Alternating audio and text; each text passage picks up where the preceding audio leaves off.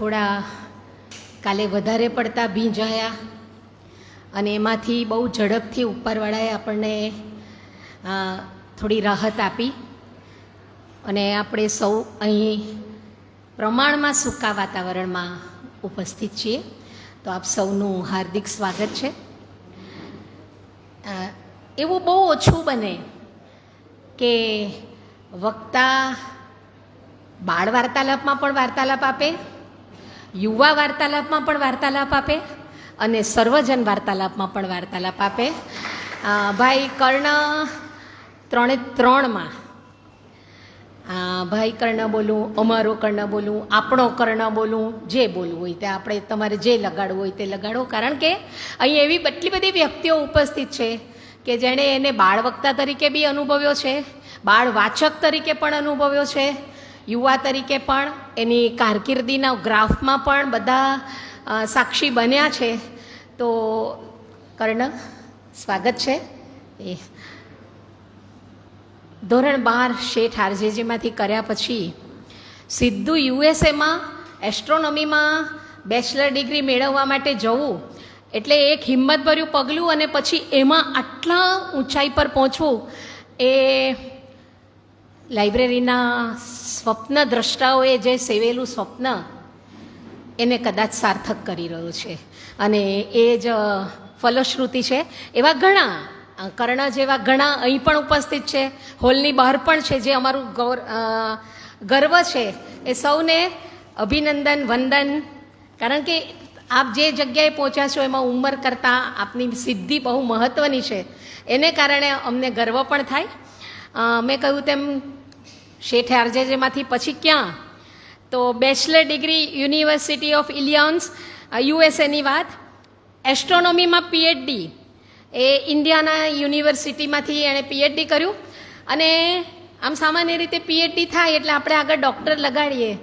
અને મેં જ્યારે કાર્ડ લખવાની શરૂઆત કરી અને એને ખાલી એને મોકલ્યું, ખૂબ નમ્રતાથી એણે મને કહ્યું કે પીએચડી લખ્યું છે આપે આપના એમાં વર્ણનમાં, તો એ અભિપ્રેત છે ડૉક્ટર, તો આપ કાઢો તો સારું. અને મેં પણ એ કાઢી નાખ્યું, એની નમ્રતાને મેં માન આપ્યું. પણ પીએચડી છે એવો એસ્ટ્રોનોમીમાં, એનું ગર્વ છે. ને પછી science and technology policy fellow તરીકે national science foundation and US department of સ્ટેટમાં કામ કર્યું.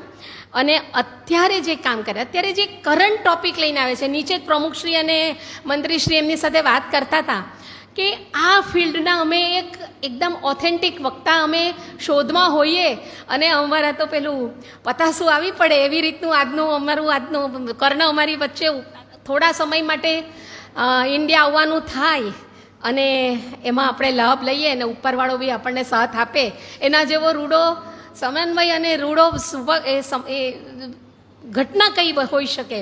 તો એવી વાત છે. તો અત્યારે એઓ કામ કરી રહ્યા છે જ્યાં સ્ટ્રેટેજિસ્ટ તરીકે, એઆઈ સ્ટ્રેટેજિસ્ટ તરીકે બોઝ એલન હેમિલ્ટોન એ કન્સલ્ટિંગ ફર્મ છે યુએસએનું, કે જેમાં એ એઆઈ સોલ્યુશન્સ આપે છે યુનાઇટેડ સ્ટેટ્સ ફેડરલ ગવર્મેન્ટને. આ એઆઈના જે સોલ્યુશન્સ જોઈએ એ પ્રોવાઈડર તરીકે અત્યારે એકદમ એવો કામ કરી રહ્યા છે. પછી નાસાની જે જેપીએલ લેબોરેટરી છે, જેટ પ્રોપલ્ઝન લેબોરેટરી, એમાં વોલન્ટિયર તરીકે બી કામ કર્યું, સોલર સિસ્ટમ એમ્બેસેડર તરીકે. આ એમની માહિતી પણ એકદમ આમ અંદરથી આનંદ થાય એવી કે એમના ગ્રેટ ગ્રાન્ડફાધર, જે એકેડેમિક ગ્રેટ ગ્રાન્ડફાધર તો એસ ચંદ્રશેખર એવું આપે મને જણાવ્યું, જે આપણે માટે બી નોબલ લોરિએટ, કે એમના આપ સમજી શકો છો કેટલી પેઢીના એમના એકેડેમિશિયન જે ગુરુઓ છે તેમાં એસ ચંદ્રશેખરનો પણ સમાવેશ થાય. એટલે આવી વ્યક્તિઓ સાથે એઓએ કામ કર્યું છે ને અત્યારે આ જ ફિલ્ડમાં, આ કરંટ ફિલ્ડ એમાં જ એઓ કામ કરી રહ્યા છે. અને ખાસ એ વાત કે જે બુક લઈને આવ્યા છે એ 2023માં હમણાં જ પ્રદર્શિત થઈ છે અને યુએસ ગવર્મેન્ટે એને એપ્રૂવ પણ કરી છે કે જેથી ઓથેન્ટિક બુક છે એ રીતે.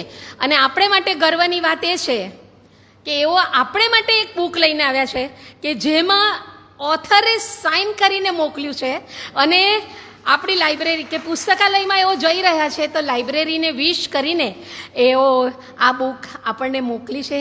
તો કર્ણ મહાદેવ દેસાઈ એમનું સ્વાગત છે. મારા કરતાં પહેલાં અહીંયા આવી ગયા. કેમ? કારણ કે પેલું 6નો ટકોરો, અને આ ટકોરાવાળી વાત તો જીન્સમાં છે એમના. એટલે હું કહું આ તો મારે જવું જ પડવાનું. મેં માધવીબેનને કહ્યું કે મારે ઉપર જવું પડવાનું. એટલું પરફેક્શનની વાત તો જ માણસ અહીંયા સુધી પહોંચી શકે. આદરણીય પ્રમુખશ્રીને વિનંતી કે આપણા સૌ વતી આપ પહેલાં એમને પુસ્તકથી સ્વાગત કરો, અને પછી આપણે લેખકનું પુસ્તક પણ લાઇબ્રેરી વતી પ્રશાંતભાઈ આપ જ સ્વીકારજો.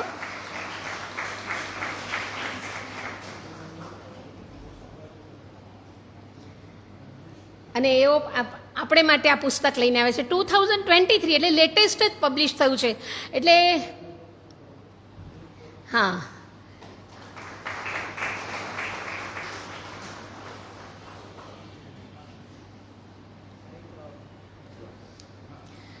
અને 2023 સુધીની બધી જ વાતો આમાં છે.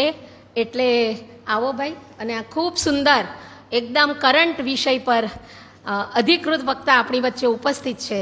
તો આપણે સૌ એનો ચોક્કસ જ આનંદ લઈએ. આવો.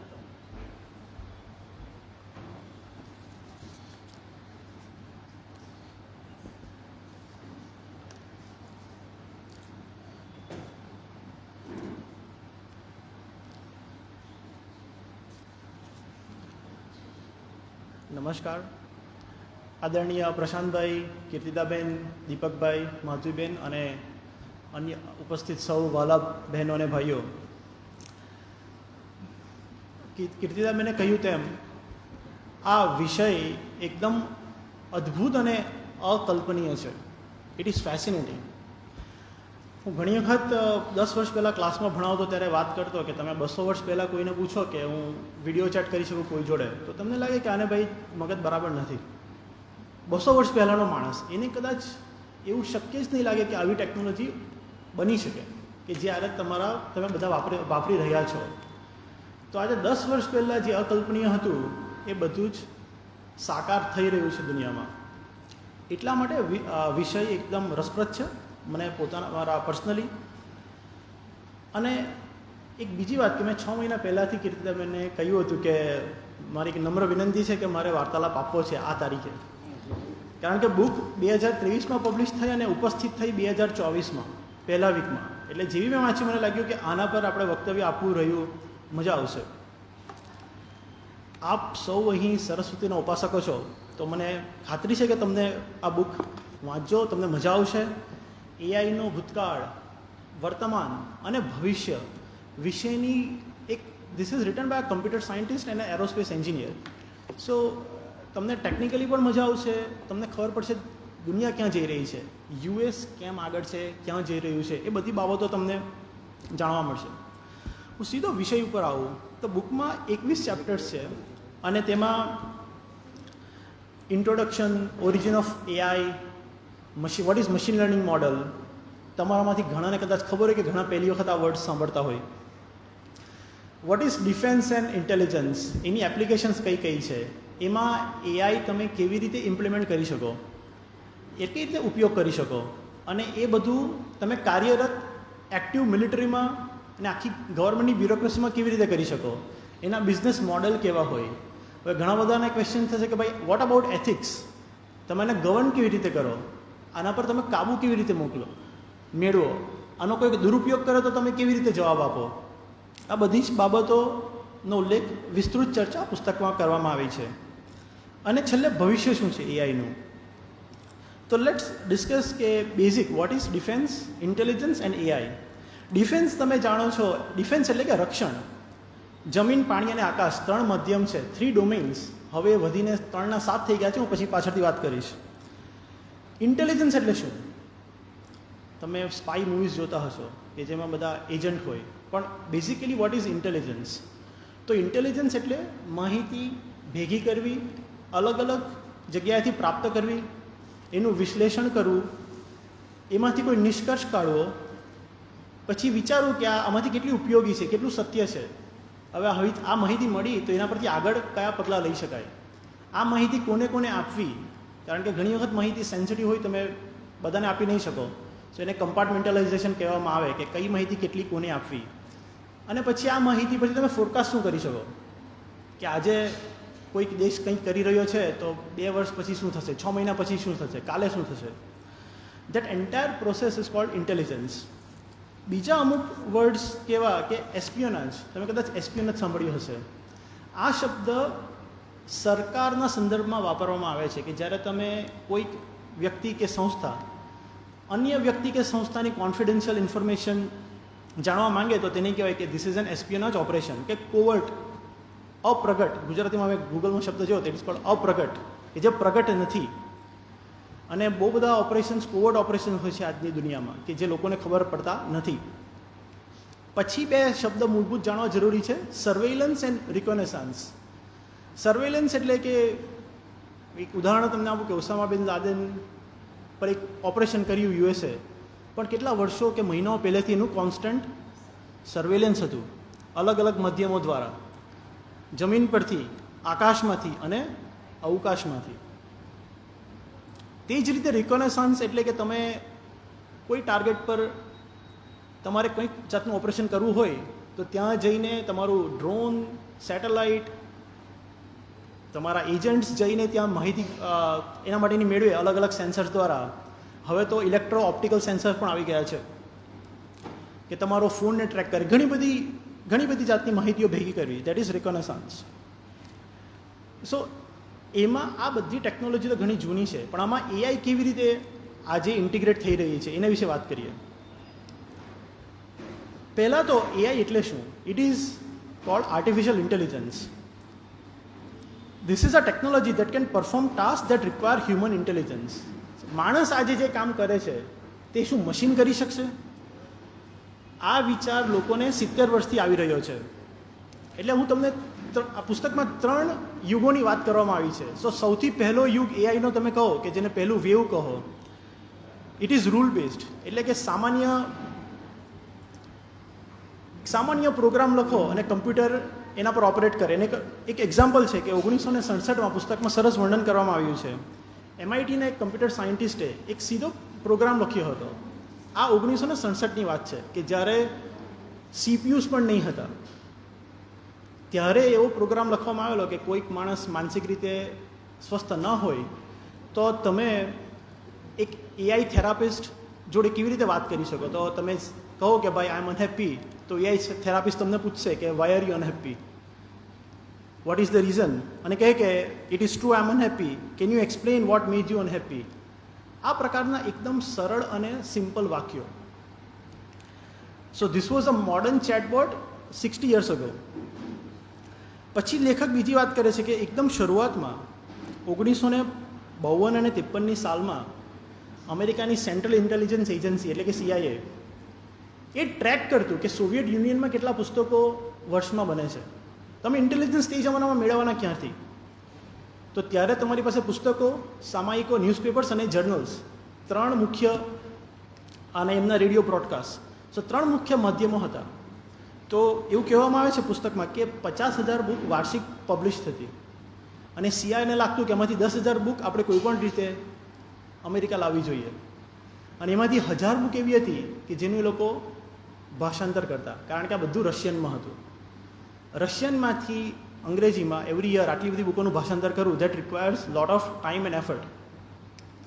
એટલે તે જમાનામાં CIA ત્યારની IBM કંપની જોડે, IBM કદાચ તમે નામ સાંભળ્યું હશે, IBM 110 વર્ષ જૂની કંપની છે અને આજે પણ એક ચિપ્સ બનાવે છે, પ્રોસેસર બનાવે છે.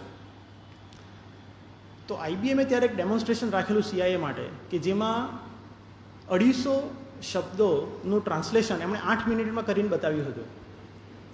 આ આપણે વાત કરી રહ્યા છે 70 વર્ષ જૂની ટેકનોલોજી. અને મેં તમને કહ્યું તેમ એમાં કોઈ CPU ન હતા.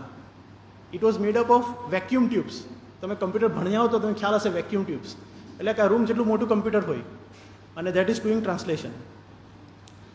So it was the first scientific computer which was commercially available, અને એનું અનઓફિશિયલ નામ જ હતું ડિફેન્સ કેલ્ક્યુલેટર. 50 થી 70ના દાયકામાં વૈજ્ઞાનિકોએ ઘણી બધી કલ્પના કરી, ઘણા બધા અલ્ગોરિધમ લખ્યા, પણ ત્યારે એ ઇન્ફ્રાસ્ટ્રક્ચર અવેલેબલ નહીં હતું, કમ્પ્યુટિંગ પાવર નહીં હતો. તમને એક એક્ઝામ્પલ આપું કે તમારા દરેકના ખિસ્સામાં જે એક ફોન હોય તો તેમાં કમ્પ્યુટિંગ પાવર એટલે ગણતરી કરવાની ક્ષમતા એ નાસાએ જ્યારે માણસને ચંદ્ર પર મોકલ્યો ત્યારે નાસા પાસે જેટલી ક્ષમતા હતી તેના કરતાં વધારે ક્ષમતા આજે તમારા સેલફોનમાં છે. એટલી કમ્પ્યુટિંગ ટેકનોલોજી આગળ વધી રહી છે. પરંતુ 70 વર્ષ પહેલાં that was not the case. 70 વર્ષ પહેલાં 1960ના દાયકામાં કોલંબિયા યુનિવર્સિટીમાં એક વૈજ્ઞાનિકે નક્કી કર્યું કે જે રીતે આપણું મગજ કામ કરે છે, આપણું બ્રેઇન, કે જેને તમે કહો કે આપણા બ્રેઇનમાં ન્યુરોન્સ છે અને એનું નેટવર્ક છે. ન્યુરોન્સનું ગુજરાતી એક્ઝેક્ટલી મને નથી ખબર, ચેતા તંતુઓ કે બરાબર. તો તે રીતે આપણે કમ્પ્યુટર બનાવી શકીએ ખરા, પેપર પર તો બની ગયું, પણ એને બનાવવા માટેના રિસોર્સિસ અવેલેબલ હતા નહીં. એટલે એ રિસર્ચ ત્યાં જ અટકી ગઈ. સરસ એક ઓથરે વાત કરી છે, લેખકે, એક વૈજ્ઞાનિકે તે જમાનાના 1968માં એક ચેસ માસ્ટરને કહ્યું હતું કે 10 વર્ષમાં તમને કમ્પ્યુટર હરાવી દેશે. 1968માં એવું થયું નહીં 10 વર્ષમાં, પણ ઇફ યુ ઓલ રિમેમ્બર 1997માં એ શક્ય બન્યું કે જ્યારે ગેરી કેસ્પરોને એક IBMના સુપર કમ્પ્યુટરે ચેસમાં હરાવ્યું. સો આપણે that is the second era, જે 1990થી 2011માં, which is called machine learning era, કે જ્યારે કમ્પ્યુટિંગમાં એડવાન્સીસ થવા માંડ્યા, તમારી પાસે સારા કમ્પ્યુટર આવવા માંડ્યા, ઘણા બધા ડેટા બનવા માંડ્યા. તો તમે એવા AI હવે બની છે કે જે એક જ કામ કરે છે પણ એમાં એકદમ પરફેક્ટ છે. એક સુપર કમ્પ્યુટર છે, તેને ચેસ રમતા આવડતું છે સરસ રીતે, અને ચેસમાં સારામાં સારું કામ કરી શકે. તમને જેપાર્ડી નામની ક્વિઝ કોમ્પિટિશન સાંભળી હશે કદાચ, કે ટીવી પર જોઈ હશે, કે એ જાણવા માટે જેપાર્ડી એટલે કે એક જાતનો ક્વિઝ શો કે જેમાં તમને જાત જાતના સવાલ પૂછે ને જેને આખું એન્સાયક્લોપીડિયાનું જ્ઞાન હોય તે એના વર્લ્ડ ચેમ્પિયન કહેવાય. તો 2011માં એક computer defeated the world number 1 Jeopardy champion. એટલે 1997થી 2011 સુધીમાં આપણે અહીં સુધી આવી ગયા કે જ્યારે કમ્પ્યુટર પાસે આખા એન્સાયક્લોપીડિયાનું બધું જ્ઞાન છે. And this is all because of machine learning. મને લાગે 1 મિનિટ હું મશીન લર્નિંગ શબ્દ પર થોડી વાત કરું. આમાંથી કેટલાને પ્રોગ્રામિંગ ખબર છે, કમ્પ્યુટર પ્રોગ્રામિંગ? તો કમ્પ્યુટર પ્રોગ્રામિંગમાં તમે એક અલ્ગોરિધમ લખો તો ઇટ ઇઝ વેરી સિમ્પલ. કે માનો કે તમે એક નિયમ આપો, કે એક એવો નિયમ આપો કે કોઈ પણ સંખ્યાને ડબલ કરો. ધારો કે તો 1નું શું થાય? 2, 2નું 4, 3નું 6, 50નું 100. તમે નિયમ આપો છો તો ઇનપુટનું આઉટપુટ આવે છે. What is machine learning? કે જે તમે મશીનને ઇનપુટ અને આઉટપુટ આપો અને મશીન વિલ ડિસ્કવર કે આમાં નિયમ શું વપરાયો છે. So machines are becoming intelligent. This is essentially machine learning. મેં તમને એકદમ સરળ એક્ઝામ્પલ આપ્યો. છેલ્લા 20 વર્ષમાં એટલો બધો ડેટા ઉપલબ્ધ થયો છે કે તમે મશીનને આ બધો ડેટા આપો તો મશીન એમાંથી શીખે છે. અને મેં તમને 50 વર્ષ પહેલાંના ન્યુરલ નેટવર્કની વાત કરી હતી કે જે પેપર પર જ હતા તે હવે કાર્યરત એકચ્યુઅલ થઈ ગયા છે. અને એ ટેકનોલોજીને કહેવામાં આવે છે deep learning. It is one type of machine learning. ના હું બધું એટલે કહું છું તમને કે જ્યારે તમે સાંભળો છો AI, artificial intelligence, it is all machine learning and deep learning, કે જે ડેટામાંથી શીખીને સ્પેસિફિક કામને એકદમ પરફેક્ટ કરે છે. 2 સ્પેસિફિક ફિલ્ડ કે જેની હું ચર્ચા કરી છે, પુસ્તકમાં સરસ ચર્ચા કરવામાં આવી છે. નેચરલ લેંગ્વેજ પ્રોસેસિંગ અને કમ્પ્યુટર વિઝન. આ કદાચ તમે પહેલી વખત સાંભળતા હશો કે તમારાથી ઘણા. નેચરલ લેંગ્વેજ પ્રોસેસિંગ એટલે કે આપણે વાત કરી રહ્યા છીએ that is called natural language. ઇન્ટેલિજન્સમાં કે કોઈ પણ ફિલ્ડમાં if you can understand what is being printed all around the world, તો તમને ખબર પડે કે દુનિયામાં શું ચાલી રહ્યું છે. પહેલાંના જમાનામાં તમે આર્ટિકલ વાંચો કે તમને કોઈ પત્ર મોકલે અને તેમાંથી તમારે જાતે એનાલિસિસ કરવાનું હોય કે કમ્પ્યુટર જોડે એનાલિસિસ કરવાનું હોય તો it can take hours and hours and hours. તમારા દિવસો નીકળી જાય. જ્યારે આજે બિકોઝ ઓફ AI કે ડીપ લર્નિંગ ટેકનોલોજી કે મશીન લર્નિંગના કારણે વોટ ઇઝ હેપનિંગ કે તમારી પાસે કોઈ આર્ટિકલ આવે તો with a click of a button તમે એને ટ્રાન્સલેટ કરી શકો કોઈ પણ ભાષામાં. તમે એની સમરી બનાવી શકો, તમે એમાં કઈ કઈ એન્ટિટી છે. એન્ટિટી એટલે કે સમથિંગ ધેટ ઇન્ડિપેન્ડન્ટલી એક્ઝિસ્ટ, કે આર્ટિકલ્સમાં નામ કોણ છે, કેટલા આતંકવાદીઓના નામ છે, એના ફોન નંબર છે કે નહીં, એ કઈ ઓર્ગેનાઇઝેશન જોડે જોડાયેલા છે, કઈ સંસ્થા જોડે જોડાયેલા છે, એના નામ છે કે નહીં. આ બધી વાતો તમે within a click of a button તમને મળી શકે. અને આ માત્ર એક આર્ટિકલમાંથી નહીં, જેટલા પણ આર્ટિકલ દુનિયામાં જેટલી જગ્યાએ અપલોડ થતા હોય, જ્યાં સુધી તમે એને મેળવી શકો તો તમે વિધિન સેકન્ડ્સ આ બધાને પ્રોસેસ કરી શકો. So at the end of the day તમારી પાસે શું મળે? You have complete picture of what is going on in the whole world. એક વેબસાઇટ છે GDELT, global database of events, language and tone. એમાં દર 5 મિનિટે નવી ફાઇલ અપલોડ થતી હોય છે કે આજે દુનિયામાં છેલ્લી 5 મિનિટમાં શું થયું, કયા દેશમાં શું થયું. એટલે 20 વર્ષ પહેલાં આ બધું શક્ય હતું નહીં. એટલે આજે અમેરિકામાં એવા પ્રોસેસિંગ યુનિટ્સ છે ઇન્ટેલિજન્સ એજન્સીસ પાસે કે સવારે ઉઠીને પેટાબાઇટ્સ ઓફ મેમરીઝ આવે છે ત્યાં, અને આખી દુનિયામાંથી બધી ઇન્ફોર્મેશન આવે છે અને એનું પ્રોસેસિંગ થાય, અને એમાંથી તમને ખબર પડે છે કે vote is going on, vote is the big picture, અને આગળ તમે એનું શું કરી શકો. સો આ થયું નેચરલ લેંગ્વેજ પ્રોસેસિંગ. બીજી એક ટેકનોલોજી છે કે જે ડિફેન્સમાં very important is computer vision. તમે ઓટોનોમસ વ્હીકલ સાંભળ્યું છે કે ગાડી જાતે ચાલી શકે, પ્લેન જાતે ચાલી શકે. તો એ કેવી રીતે ચાલે? તો એક જ્યારે ગાડી જાતે ચાલતી હોય કે પ્લેન જાતે ચાલતું હોય, તો ઉડતું હોય, તો એમાં 15, 20, 25 કેમેરાઝ હોય. So now cameras use deep learning to identify કે કોઈ પણ ઇમેજમાં કયા કયા ઓબ્જેક્ટ છે. સો ડિફેન્સમાં this is a very important application. આપણે ઓસામા બિન લાદેનનું ઓપરેશનની વાત કરીએ તો US found it, located him and neutralised. તો આ કેવી રીતે કર્યું? તો એમના માટે કેટલી બધી સર્વેલન્સ સેટેલાઇટ ઇમેજરી હતી, અને ઇમેજરીમાંથી તમે પેટર્ન જુઓ. You can do facial recognition. તમે જોઈ શકો કે આ માણસ કોણ છે, તમારા ડેટાબેઝમાં છે કે નહીં. આજે ચાઇનામાં ઓલમોસ્ટ દરેક માણસના ફિંગરપ્રિન્ટ અને facial print are recorded in a database, અને એ બધું ગવર્મેન્ટ પાસે છે. એટલે તમે ચાઇના જઈને આવો તો મેક શ્યોર કે all is recorded with Chinese government. તો આ જ computer vision is a game changing technology for defence. બુકમાં એક સરસ એક પ્રોજેક્ટની વાત કરી છે એનો ડિપાર્ટમેન્ટ ઓફ ડિફેન્સ દ્વારા, કે જેનો પર્પઝ હશે તો કે તમે લાખો અને કરોડો ઓબ્જેક્ટ્સને મેન્યુઅલી લેબલ કરો. એટલે કરવું ભારે છે. તમારે પહેલાં શીખવવું પડે કમ્પ્યુટરને કે આ માઇક્રોફોન છે, કે આ કેમેરો છે, કે આ ફોન છે, કે આ ખુરશી છે. તમે એને હજારો એક્ઝામ્પલ આપો પછી એ શીખશે, પણ પછી એવું શીખશે કે કોઈ દિવસે ભૂલી શકશે નહીં, અને માણસ કરતાં 100% સારી એક્યુરેસીથી આ બધું ડિટેક્શન કરશે. So computer vision is another game changing technology. હવે હું પોતાની ઓથરની પોતાની વાત કરીશ કે એમણે પણ PhD કર્યું હતું એરોસ્પેસ એન્જિનિયરિંગમાં 2007માં. એમનું થીસીસ હતું અબાઉટ બેટલફિલ્ડ સિમ્યુલેશન. બેટલફિલ્ડ સિમ્યુલેશન એટલે કે જ્યારે યુદ્ધ થતું હોય ત્યારે શું થશે એના તમે ઘણા બધા પ્રયોગો કરો કમ્પ્યુટરમાં, અને તમે જુઓ કે આટલી આટલી શક્યતાઓ છે. તો what he did in his research, એમની રિસર્ચમાં શું કર્યું કે એમણે એક AI એજન્ટ, કે બધા જનરલ બહુ બધા હોય તેની ઉપર એક મેટા જનરલ બેસે કે જેની પાસે બધી ઇન્ફોર્મેશન આવે યુદ્ધ વિશેની, અને એ નક્કી કરી શકે કે ભાઈ આ લોંગ રેન્જ સ્ટ્રાઇક એરક્રાફ્ટમાં કયા ટાર્ગેટ પર ક્યારે તમે પ્રહાર કરી શકો. 2007માં આ એક એકેડેમિક રિસર્ચ હતી, પરંતુ 2023માં this is actually being deployed in American air force. Northrop Grumman કરીને એક કંપની છે, તમે કદાચ નામ સાંભળ્યું હોય, તમને કદાચ હબલ સ્પેસ ટેલિસ્કોપ આમાંથી કેટલાને ખબર હોય કે બહુ જ it was a remarkable space telescope. અને ત્યાર પછી 3 વર્ષ પહેલાં JWST બન્યો, જેમ્સ વેબ સ્પેસ ટેલિસ્કોપ, કે જે અત્યારે ચંદ્ર છે તેનાથી પણ દૂર આપણે એને કક્ષામાં મૂક્યો છે અમેરિકાએ. તો જેમ્સ વેબ સ્પેસ ટેલિસ્કોપ જે કંપનીએ બનાવેલું તે જ કંપની નોર્થ્રોપ ગ્રમન.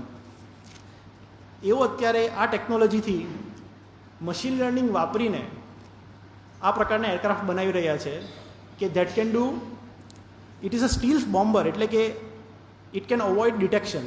દુશ્મનને તમારા એડવર્ઝરીને ખબર ન પડે તે રીતે વિધાઉટ એમિટિંગ એની સિગ્નલ્સ, કે તમે રેડિયો સિગ્નલ્સથી પણ તમને દેખાવ નહીં, એ રીતે એ કોઈ પણ ટાર્ગેટને અટેક કરી શકે.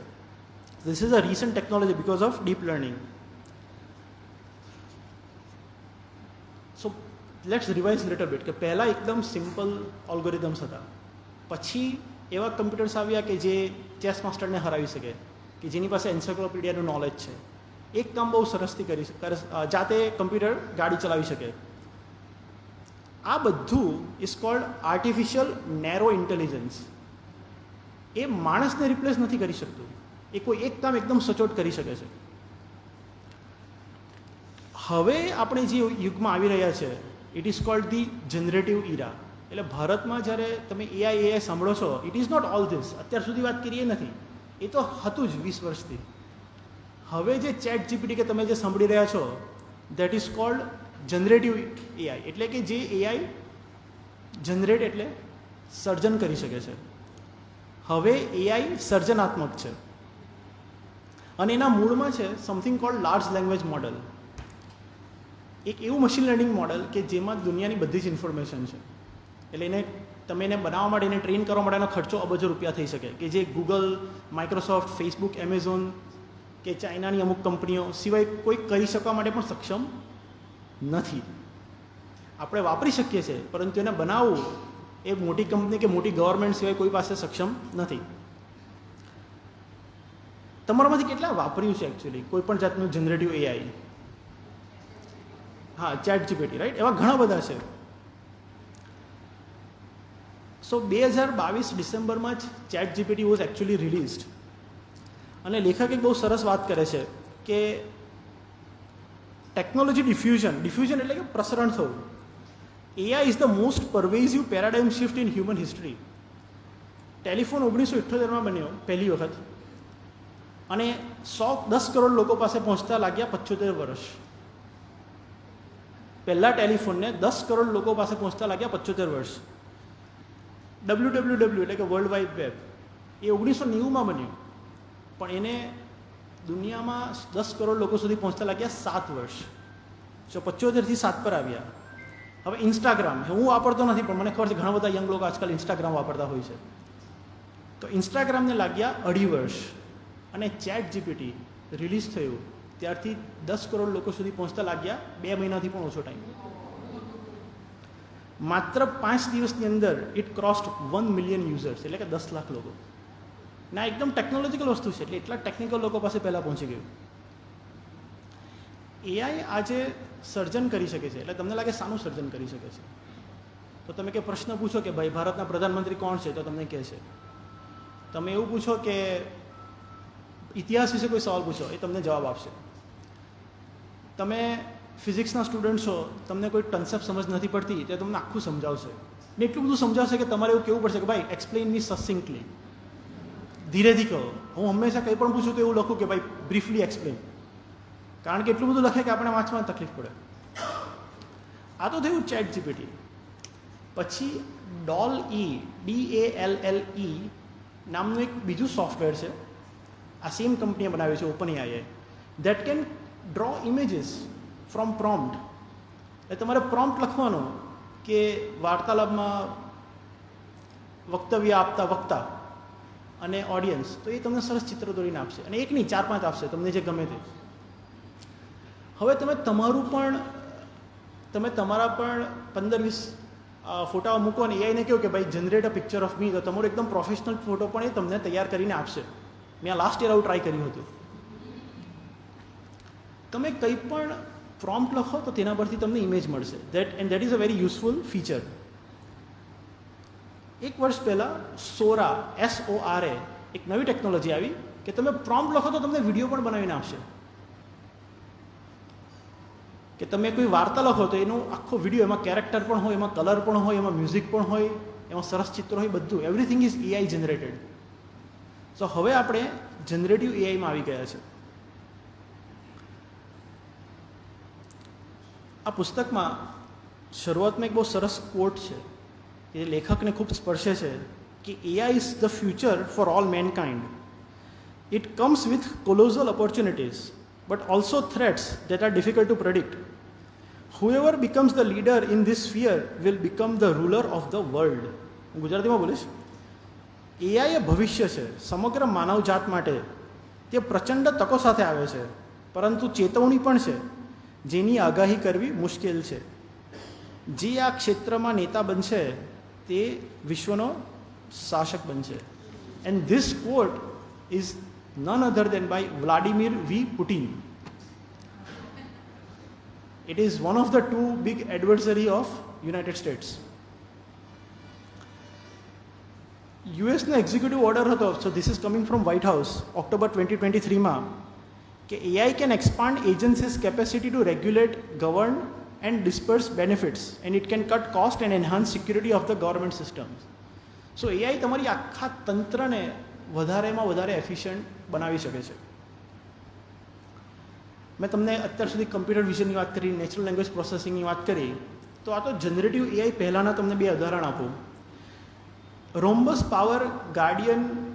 પાવર કરીને એક કંપની છે કે જેમાં એક એમનું એક ટૂલ છે ગાર્ડિયન નામનો એઆઈ ટૂલ. તો તેમણે 5 મહિના પહેલાં શ્રીલંકાને કહી દીધું હતું કે યુ આર કલેપ્સિંગ ઇન 5 months. એ તો આખી દુનિયાને જોતા છે, પણ એમને ટ્રિગર થયું કે ભાઈ this is a red alert, કારણ કે ત્યાં ઇન્ફ્લેશન વધારે છે, રાઇઝિંગ ડેટ ટુ જીડીપી છે, ફોરેન એક્સચેન્જ નથી અને અનએમ્પ્લોયમેન્ટ છે. હવે આ બધું તમે કદાચ જાતે રિસર્ચ કરીને પણ શોધી શકો, આ અશક્ય નથી. But what AI does, it set up a system કે તમે સામેથી તમને આ બધી અલર્ટ મળે, તમારે જઈને શોધવું નહીં પડે. બીજું એક ઉદાહરણ છે, આફ્રિકામાં બર્કિના ફાસો નામનો દેશ છે. એનું ક્ષેત્રફળ કદાચ ઉત્તર પ્રદેશ જેટલું હશે, મોટો દેશ છે.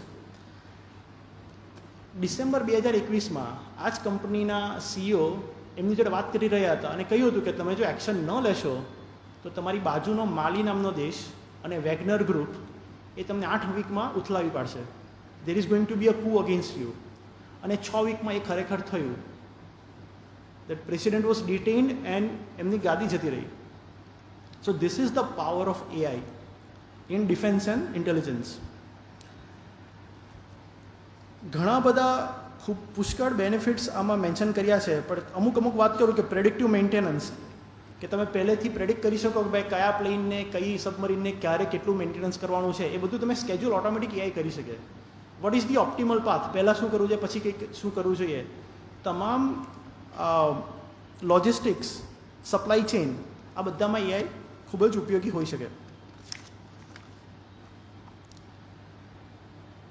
સો મેં તમને શરૂઆતમાં કહ્યું કે યુદ્ધના પહેલાંના સમયમાં 3 ફ્રન્ટ હતા, પણ ખરેખર 7 છે, અને પહેલાંના સમયથી થોડા તો બધા જ હતા. આર્મી, નેવી, એરફોર્સ, ચોથું આવ્યું સાયબર, કે તમારે તમારા કમ્પ્યુટરનું સંરક્ષણ કરવું જરૂરી છે. નંબર 5 ઇઝ ઇકોનોમી, કે there are lot of economic wars. America Russia પર શું કરે છે તો કે બધા જ જાતના સેન્ક્શન નાખે છે. Number 6 is space. ચાઇનાએ છેલ્લા 3 વર્ષમાં એનું સ્પેસ પ્રેઝન્સ 100% વધારી દીધી છે. 100%. ચાઇના રશિયા કમ્બાઇન્ડ એમની સ્પેસ પ્રેઝન્સ છેલ્લા 7 વર્ષમાં ડબલ થઈ ગઈ છે, જ્યારે અમેરિકા એકદમ ધીરે ધીરે આગળ વધી રહ્યું છે. એટલે અમેરિકા માટે, અમેરિકાના પર્સપેક્ટિવથી લખાઈ છે આ book. Space is a big threat as well. અને છેલ્લું એક યુદ્ધનું ફ્રન્ટ છે ઇન્ફ્લુઅન્સિંગ. તમે સાંભળ્યું હશે કે અમેરિકામાં ઇલેક્શન થાય છે ને બંને પાર્ટી એવું કહે છે કે ભાઈ આ તો પ્રોપેગેન્ડા છે, આ તો પ્રોપેગેન્ડા છે. આ બધું ક્યાંથી થાય છે તો કે Russia, China, Iran, north Korea, અમેરિકાના 4 મેઇન એડવર્સરીઝ છે. ત્યાં બધા કેમ્પેન અમેરિકામાં કરે છે, ઇન્ફ્લુઅન્સિંગ કેમ્પેન.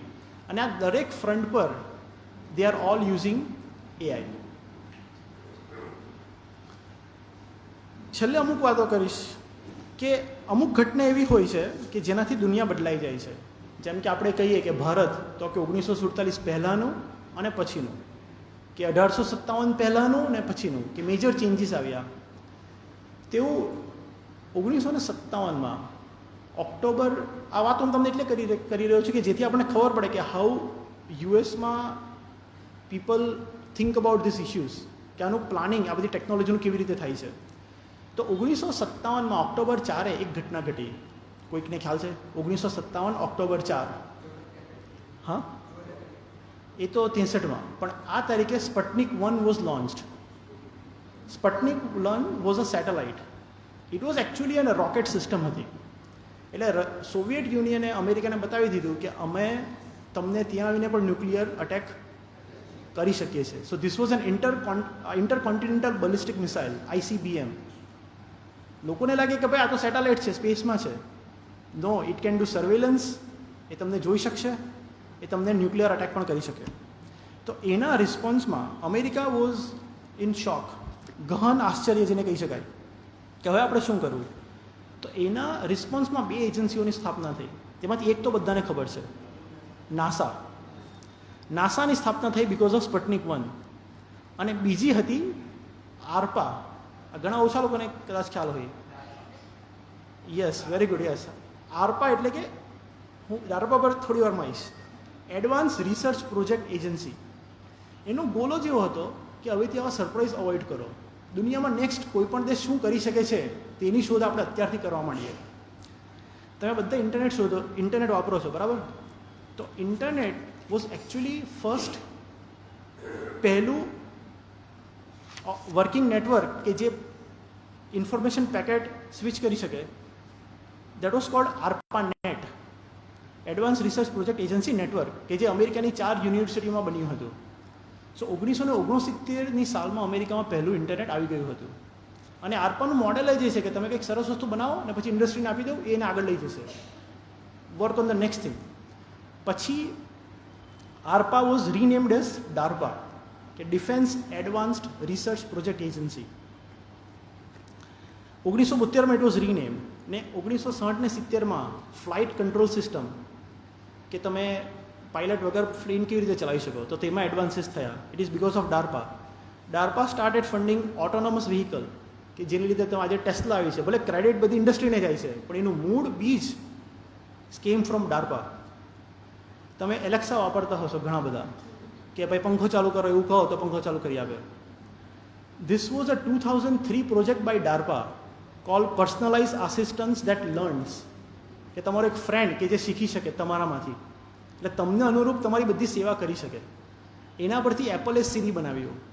અને એક વખત એપલ કોઈ સારી વસ્તુ બનાવે પછી આખી દુનિયા એ કોપી કરી નાખે.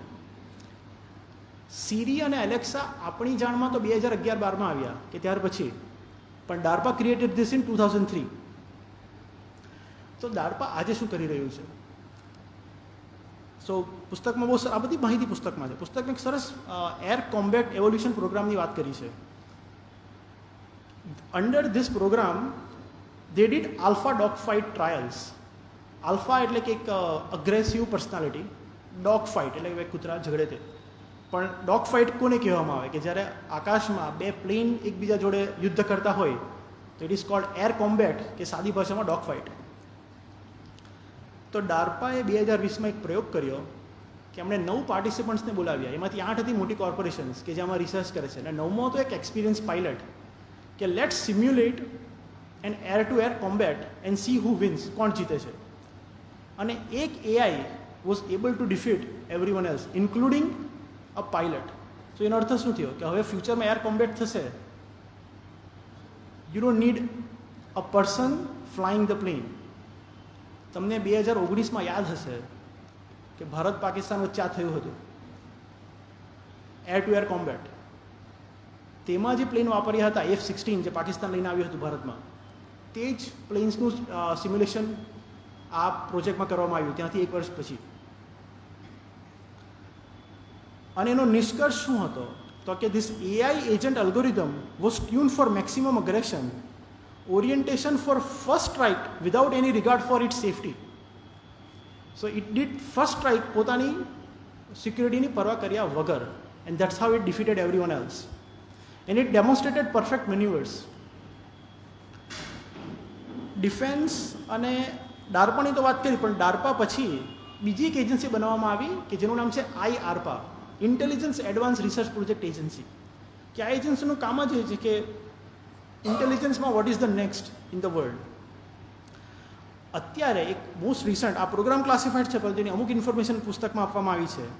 ઇઝ કોલ્ડ માઇક્રોન્સ, એટલે કે machine intelligence from cortical network. આ પ્રોગ્રામ અંતર્ગત 1 મિલીમીટર નાનું માઉસનું બ્રેઇન ને રિવર્સ એન્જિનિયર કરવામાં આવ્યું છે અને 100,000 ન્યુરોન્સને ટ્રેન કરીને એક AI મોડેલ બનાવવામાં આવ્યું છે. સો માઉસ કેવી રીતે જુએ છે એનાથી તમને ખબર પડે કે મેમલ્સ કેવી રીતે જુએ છે, અને એ ટેકનોલોજી તમે એક્ઝિસ્ટિંગ કમ્પ્યુટર વિઝન મોડલ્સમાં મૂકશો તો તેને કારણે એવું કહેવામાં આવે છે કે this programme defeats current state of art. અને આ તમે સેટેલાઇટમાં પણ ડિપ્લોય કરી શકો, આ તમે ડ્રોન્સમાં પણ ડિપ્લોય કરી શકો. આરપા પછી ARPA-H પણ આવી છે, 1 વર્ષ પહેલાં જ અમેરિકામાં બની છે, advance research project agency for health, પણ એ આનો વિષય નથી. બીજી એક સરસ ઉલ્લેખ લેખકે કર્યો છે કે CIA 1999માં એક નોન પ્રોફિટ એક સંસ્થા બનાવી કે જેનું નામ હતું In-Q-Tel. So this is very discreet, લોકોને યુઝલી ખબર નહીં પડે કે આવી સંસ્થા છે. પુસ્તકમાં એનો ઉલ્લેખ થયો છે.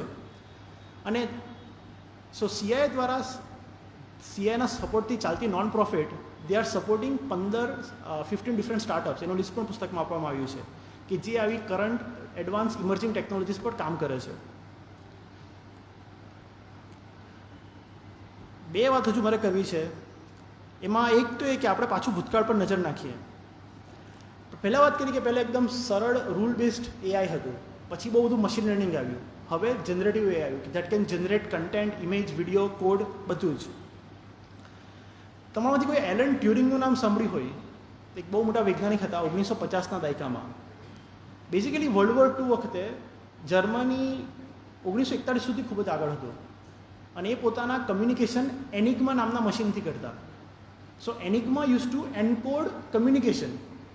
હવે અમેરિકા અને બ્રિટનને આ ડીકોડ કરતાં બહુ ટાઈમ લાગતો, ડીકોડ કેવી રીતે કરી શકો. ત્યારે એલન ટ્યુરિંગે એને ડીકોડ કરતું મશીન બનાવ્યું હતું. So Alan Turing is very respected. તો એલન ટ્યુરિંગે 1950માં એવું કહ્યું કે આર્ટિફિશિયલ ઇન્ટેલિજન્સ શક્ય છે. પણ મેં તમને વાત કરી કે આ બધી intelligence, deep learning is all artificial narrow intelligence. એમણે એવી વાત કરી કે આર્ટિફિશિયલ જનરલ ઇન્ટેલિજન્સ શક્ય છે. જનરલ ઇન્ટેલિજન્સ એટલે જે માણસને રિપ્લેસ કરી શકે એસેન્શિયલી. એમણે એક ટેસ્ટ આપ્યું, ટ્યુરિંગ ટેસ્ટ, કે જે એમની ટેસ્ટનું નામ હતું imitation game, now it is called Turing test. તમે જો 2 અલગ અલગ વ્યક્તિઓ જોડે વાત કરતા હો ને તમને ખબર ન પડે કે આમાંથી કયું મશીન છે અને કયું માણસ છે, તેનો અર્થ એ થયો કે machine has અચીવડ artificial general intelligence, કે મશીન પોતાની જાતને માણસ તરીકે બતાવી શકે છે.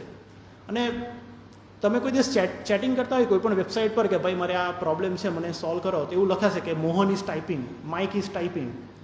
દેર is no Mohan or Mike, this is an AI કે જેવું કહે છે કે ઇટ ઇઝ ટાઈપિંગ. ખાલી આપણને લાગે કે આપણે માણસ જોડે વાત કરી રહ્યા છે. સો ઘણા લોકો એવું કહે છે કે શું AGI આવી ગયું છે? Are we going towards AGI? Steve Wozniak, તમે કદાચ નામ સાંભળ્યું હતું, એપલના કો ફાઉન્ડર હતા સ્ટીવ જોબ્સની સાથે. એમણે એક બહુ સરસ ટેસ્ટ આપી છે કે જો AI આ કામ કરી શકે તો માનું કે આર્ટિફિશિયલ જનરલ ઇન્ટેલિજન્સ આવી ગઈ. કોઈ પણ ઘરમાં જેને કોફી બનાવી કાઢવાની, જે દિવસે રોબોટ આ કામ કરી શકે, કારણ કે આ ઇઝી કામ નથી, આ બહુ ભારે કામ છે. તમે ચેસમાં માસ્ટરને હરાવી શકશો, તમે પ્લેનમાં પાયલટને ડિફીટ કરી શકો, પણ અજાણતા ઘરમાં જઈને કોફી બનાવી, કારણ કે એના માટે તમને ખબર હોવી જોઈએ કે ખાના કેવી રીતે ખોલવા, અલગ અલગ જાતના કોફીના કન્ટેનર્સ હોય તો તેમાંથી કોફી કાઢવી કેવી રીતે, ચમચી ક્યાંથી શોધવી, પછી મશીન કઈ જાતનું છે, એને ટર્ન ઓન કેવી રીતે કરવું, આ કામ હજુ AI કરી શક્યો નથી. સો જે દિવસે આ થશે ત્યારે તમે એવું કહી શકો કે artificial general intelligence is here. એટલે આવું સરસ કામ પણ સ્ટીવ વોઝનિયાક જ કહી શકે. આ ઓથરનું એવું કહેવું છે કે AGI, આર્ટિફિશિયલ જનરલ ઇન્ટેલિજન્સ, જ્યારે પણ આવે ત્યારે it will likely out perform humans in most economically valuable work. કે જે કામ તમને ઇન્ડસ્ટ્રીમાં કામ લાગે છે, જેનાથી તમે વ્યાપાર કરી શકો, પૈસા કમાઈ શકો, એ બધું કામ AI ખૂબ જ સારી રીતે કરી શકશે. And we are actually going towards it. હું તમને એક નમ્ર વિનંતી કરું છું કે તમે જઈને AI જોડે વાત કરજો, સવાલ પૂછજો. ને ChatGPT એકલું જ નથી, there is Gemini, there is ક્લોડ, ઘણા બધા છે. વોટ્સએપ પર પણ આઈ થિંક AI છે, મેટા AI. તો તમને ખબર પડશે કે આ એક જાતનો ચમત્કાર છે. સો ઓથર એની પણ વાત કરે છે કે જ્યારે AGI થશે તો it will be cold like artificial super intelligence. ને પછી છેલ્લે એમણે કલ્પના કરી છે, અત્યાર સુધીની જેટલી પણ વાતો કરી એ બધું સત્ય હકીકત છે કે એઆઈ આ બધું કરે છે, આમાં કોઈ કલ્પના નથી, આ બધું થઈ રહ્યું છે. ઇનફેક્ટ આનાથી પણ કદાચ વધારે થઈ રહ્યું કે જે આપણને ખબર નથી. But there will be something cold technological singularity. Google glass તમે કોઈ જોયા હશે કે એવો કન્સેપ્ટ આવ્યો હતો ગૂગલ ગ્લાસ, કે તમે ચશ્મા પહેરો અને તમે હવામાં બટન દબાવી શકો તો તમે કોઈકને કોલ કરવો હોય તો થઈ શકે. 1 વર્ષ પહેલાં એપલ કંપની એક પ્રોડક્ટ બનાવી, એપલ વિઝન પ્રો. તમે કમ્પ્યુટર સામે બેસવાની જગ્યાએ ચશ્મા પહેરીને બેસી શકો અને તમારે જે એપ ખોલી હોય તો તમે આમ હાથ હલાવીને કે તમારા ફિંગર જેસ્ચરથી તમે બધું કામ કરી શકો, તમે કોઈ જોડે વાત કરી શકો, બધું થઈ શકે. સો જ્યારે AI brain computer interfaces like this આવું બધું આવશે, that will be like the next technological singularity. એટલે એક કદાચ એકદમ અકલ્પનીય હશે અને એનું હ્યુમન પર શું અફેક્ટ થશે તે કોઈ કહી શકે નહીં. સો આપણે ડાર્પાની વાત કરી કે એના ફર્સ્ટ ઇરા, પહેલો યુગ, બીજો યુગ અને ત્રીજો યુગ અત્યારે જનરેટિવ એઆઈ, કે જેમાંથી આપણે એજીઆઈ પર જઈ રહ્યા છે. તો એઆઈ સમય અને સંજોગો પ્રમાણે શું માણસનું અનુકૂલન કરી શકશે, એ નિર્ણયો લઈ શકશે, એ આપણને ફ્યુચરમાં જ ખબર પડશે. પરંતુ જેમ ચેસમાં થયું કે 68માં કહ્યું કે 10 વર્ષ પછી આવું થશે, ન થયું, 30 વર્ષ પછી થયું. તે જ રીતે આજે આપણને લાગે છે કે 20 વર્ષ પછી આપણને કંઈ પણ કલ્પના હોય તેનાથી પણ કંઈક વિચિત્ર વસ્તુ શક્ય બની શકશે. તો આટલું જ કહીને હું લાઇબ્રેરીનો ખૂબ જ ઋણી છું અને આભાર sincerely I am very thankful, આભાર પ્રકટ કરું છું કે મને અહીંયા તક મળી. કારણ કે આ મારું 4થું ડેકેડ છે. હું 90ના દાયકામાં અહીં બાળ વક્તા તરીકે આવેલો. 2000માં હું પાર્ટિસિપન્ટ હતો, ઓડિયન્સમાં બેસતો, પણ 2011, 14 ને 15માં મેં 3 વખત સ્પેસ અને એસ્ટ્રોનોમી વિશે વાર્તાલાપ કરવાનો મને લાભ મળ્યો હતો. અને આ મારું 4થું ડેકેડ છે એક રીતે. તો I am very thankful and grateful to all of you personally.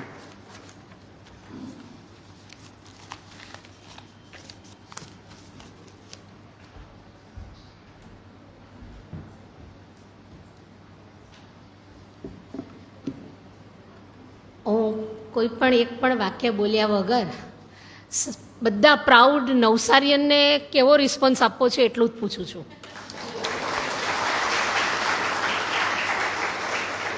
કે અહીં પ્રાઉડ મધર, પ્રાઉડ ફોઈ, પ્રાઉડ બ્રધર, પ્રાઉડ ભાભી, વાઈફ નથી કદાચ, એ બધા તો ખરા જ, પણ આપણે સૌ, અને ખાસ તો સયાજી પુસ્તકાલયનું લાઇબ્રેરિયન બોલું તો પાછું મારી મેઘનાનું જ નામ એકલીવાનું આવે. એટલે આપણે સૌ પ્રાઉડ પુસ્તક લવિંગ બધા છીએ. કર્ણભાઈ ખૂબ ખૂબ ખૂબ સરસ. અને અહીંયા બિલકુલ મિનિટ બગાડ્યા વગર આટલા બધા સરસ યંગ છોકરાઓ બેઠા છો, પૂરતો લાભ લઈ લો. અને એક જ અભિનંદન કે અમેરિકાથી જ્યારે એમણે જણાવ્યું કે હું બોલવાનું છે તો બરાબર, પણ સાંભળ્યા પછી લાગ્યું કે કેટલા વર્ષથી અમેરિકામાં છો, હજુ 50 વર્ષ બી કાઢશો તો એ કંઈ ફેર નથી પડવાનો. હા, એ જ આપણો એક નવસારીનો એક પ્રતિભાશાળી યુવાન આ જ રીતે આવશે અહીંયા. 4 વાર આવ્યા છો, 14 વાર બી આવશો, પણ તમારામાં ફેર નહીં પડે. એનું કારણ કદાચ સેવાકુંજ છે, જે હશે તે.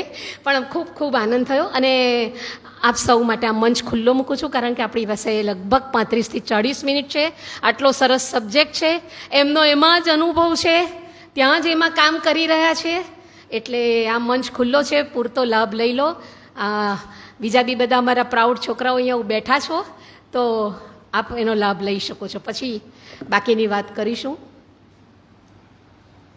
3 વીક માટે જ આવ્યા છે અને તેમાંથી 1 દિવસ આપણે માટે છે, એટલે એનો લાભ આપણે લઈએ જ લઈએ. પ્રશ્નોત્તરી, પૂરક ચર્ચા, આપને કંઈ જાણવું હોય તો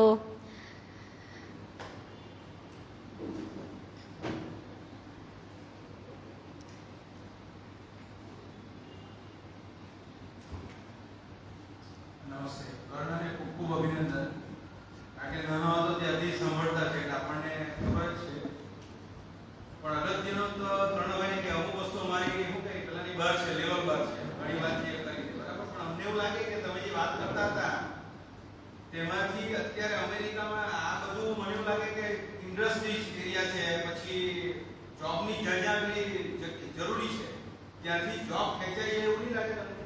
કે જ્યાં માણસોની જોબ, દાખલા તરીકે એક કંપની છે રિલાયન્સ છે, આપણે માની લઈએ કે રિલાયન્સમાં હજારોની સંખ્યામાં 10,000 લોકો કામ કરે છે, તો આને આવવાના લીધે કે એમાં કમી આવશે કે કેમ?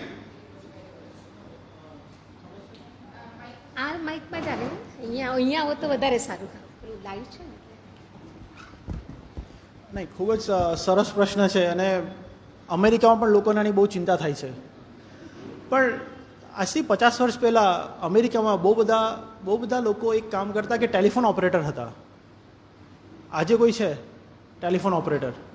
નથી. સો ઇકોનોમીમાં આ તો થવાનું જ છે કે bulk of jobs will be replaced by something else.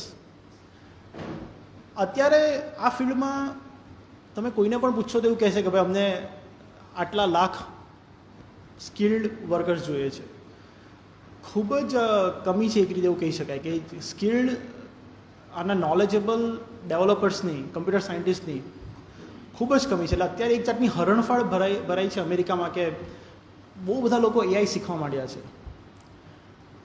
તમે હેલ્થ ફિલ્ડમાંથી પણ એઆઈમાં જાય છે લોકો. હું એવાને પણ મળ્યું છે કે જેનું મ્યુઝિકમાં બેચલર છે ને હવે એઆઈ કરે છે.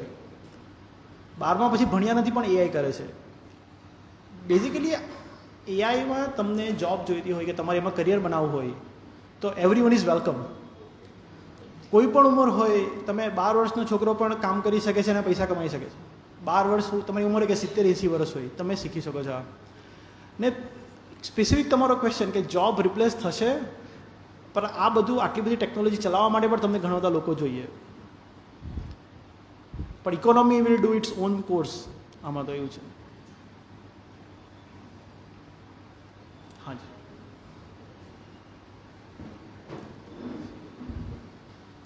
ને આમાં એક વસ્તુ કહ્યું કે આ બુકમાં ઘણું બધું લખ્યું છે કે આના ડેન્જર્સ થ્રેટ શું છે એઆઈના, પણ એ બધું મારે ડિસ્કસ નથી કરવું હતું. મેં ખાલી સારી બાબતો જ કરી છે.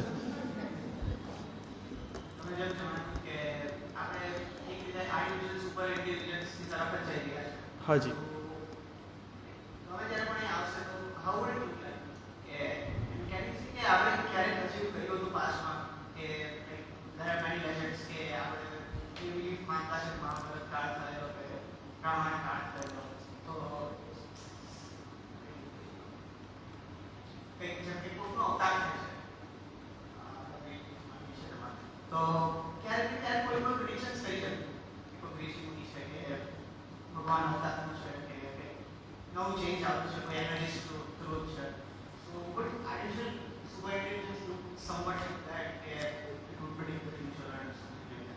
એટલે તમે એવું પૂછો છો કે એએસઆઈ કેન પ્રેડિક્ટ ફ્યુચર?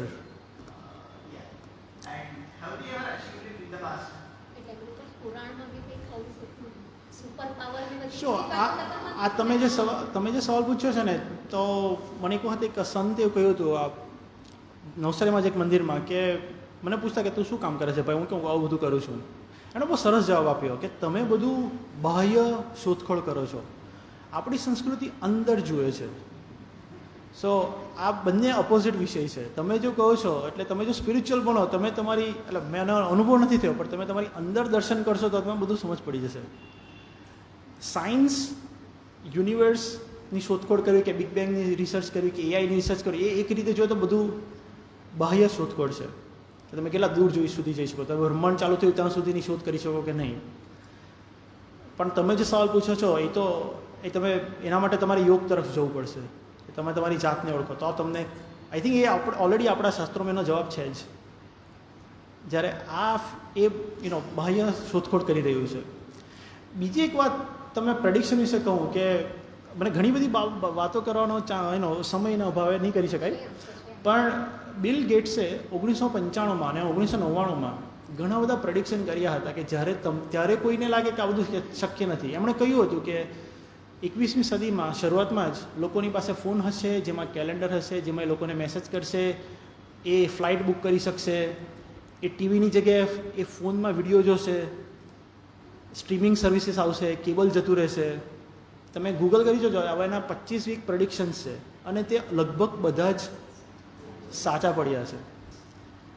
હવે એટલે સો તમે કન્ટિન્યુઅસ સ્ટડી કરો આ ફિલ્ડનો અને તમે જુઓ કે લોકો શું શું કામ કરી રહ્યા છે, કારણ કે આજે જે રિસર્ચ છે કોઈક વિચારે છે 20 વર્ષ પછી it will be actual thing. કે આજે ઓથરની મેં રિસર્ચની વાત કરી, એમણે ડીપ લર્નિંગ એક મોડેલ બનાવ્યું સિમ્યુલેશન, તો તે આજે ખરેખર ઇટ ઇઝ બિંગ ડિપ્લોયડ એટલે કે એ પ્રેક્ટિસમાં છે.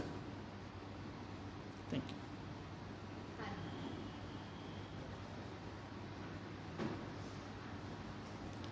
Good evening. મારો ક્વેશ્ચન, આપણે જે 7 ટાઈપ્સ ઓફ વોરફેરની વાત કરી, એમાં જે લાસ્ટ તમે કીધું ઇન્ફ્લુએન્શિયલ વોરફેરની તરફ આપણે ધીરે ધીરે જઈ રહ્યા છે, અને નોટ જસ્ટ અમેરિકા, ઇન્ડિયાના ઇલેક્શનમાં બી આ વખતે આપણે દરેક વખત જોયું છે કે ઇન્ફ્લુએન્સર્સનો બહુ મોટો પ્રભાવ રહ્યો છે. તો મારો સવાલ એ છે કે are we going towards any such thing કે જ્યાં આપણે એ જે વિડીયો ચાલી રહ્યો છે એના પર એઆઈ એનાલાઇઝ કરીને કહી દે કે કેટલી વસ્તુ એકચ્યુઅલી કરેક્ટ બોલી છે અને કેટલી વસ્તુ એકચ્યુઅલી ખોટી છે, or how we are dealing or how we are trying to deal with influencer warfare. Like કારણ કે અમેરિકા જો પોતે આવું કંઈક ફેસ કરી રહ્યું છે તો દે મસ્ટ બી થિંકિંગ કે how we are going to face this. તો વોટ ઇઝ ધેટ? સો હા, એટલે સવાલ એકદમ સરસ છે. અને તમને એક વાત કરું તો હું જ્યારે સ્ટેટ ડિપાર્ટમેન્ટમાં હતો, US department of state, it is essentially ministry of external affairs for America. તો ત્યારે મેં એક પ્રેઝન્ટેશન આપેલું, તેમાં મેં 20 લોકોના ચહેરા બતાવેલા કે આમાંથી તમે કોઈને ઓળખો છો? તો કોઈકે કીધું નહીં. મેં કીધું કારણ કે આ લોકોનું અસ્તિત્વ જ નથી. These are deep fax. આ કમ્પ્યુટરે બનાવેલા લોકો છે, આ લોકો અસ્તિત્વમાં છે જ નહીં. આ ટાઈપના અટેક્સ અત્યારે ઘણા થાય છે. તમે લિંક્ડઇન પર તમે કોઈ કંપનીમાં કામ કરતા હોય, યુએસ ગવર્મેન્ટમાં કામ કરતા હોય, તો તમને કોઈકનો મેસેજ આવશે, તમારી જોડે સરસ વાતો કરશે, પરંતુ તમે વિચારો તો તમને લાગશે કે આ માણસ ખરેખર છે જ નહીં. This is sum sort of attack. Actually ગઈકાલે જ મેં એક વસ્તુ જોઈ. બેઝિકલી તમે જે કહો છો ને તેનું દેર is a word for that is cold trustworthy. કોઈ પણ એઆઈ હોવી જોઈએ trustworthy. You need to B able two trust કે આ ખરેખર કરશે કે નહીં કરશે. મેં તમને આ બધી વાતો કરી, પણ મેં તમને એ નથી કહ્યું કે there was also a book cold weapons of math destruction. જેમ WMD એટલે કે માસ ડિસ્ટ્રક્શન હોય, તેમ એક જેણે બહુ સરસ બુક લખી છે, વેપન્સ ઓફ મેથ ડિસ્ટ્રક્શન. કે એઆઈ વાપરીને તમે કેટલા ખોટા કામો કે કેટલી બધી ભૂલો થઈ છે સમાજમાં, દુનિયામાં. તો એ પાસો પણ છે. એક કેલિફોર્નિયા ઇન્સ્ટિટ્યૂટ ઓફ ટેકનોલોજી એક અમેરિકાની ખૂબ જ નાની યુનિવર્સિટી છે, એમાં ખાલી 2000 લોકો ભણતા હોય, પણ is America's best university for math, physics અને એસ્ટ્રોનોમી. તેમાં એક ઇન્ડિયન પ્રોફેસર્સ જ છે, એ ચેન્નઈ આઈઆઈટીમાંથી એમણે બેચલર્સ કર્યું હતું. અનિમા અનંતકુમાર એમનું નામ છે, તમે લિંક્ડઇન પર એમને ફોલો કરી શકો. તેમણે ગઈકાલે જ એક આર્ટિકલ મૂક્યો કે કેરેટેક નાવ એક એવું વેબસાઇટ લોન્ચ કરી છે કે જેમાં એઆઈ દ્વારા તમને જે મેથના જવાબ મળે, જે થિયરમ પ્રૂવ કરે, તે ખરેખર સાચા છે કે નહીં એ ચેક કરી શકે. સો જેને વેરિફિકેશન ને વેલિડેશન તમે કહો, તે અત્યારે એકેડેમિયામાં આવી ગયું છે. સો ફ્યુચરમાં એ આવે એટલે બીજી બધી જગ્યાએ આરામથી આવી શકશે, પણ કેટલો વાર લાગશે ખબર નથી.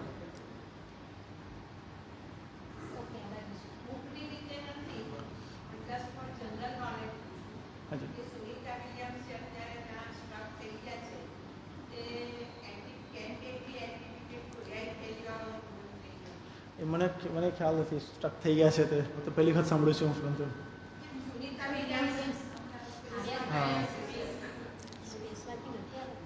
હા, એ મને ખ્યાલ નથી. મને એટલું ખબર છે કે 24 વર્ષથી ત્યાં લોકો રહેતા છે. We have maintain presence non stop for 24 વર્ષથી. હવે એટલે હોપફુલી વાંધો નહીં આવે છે. હાજી.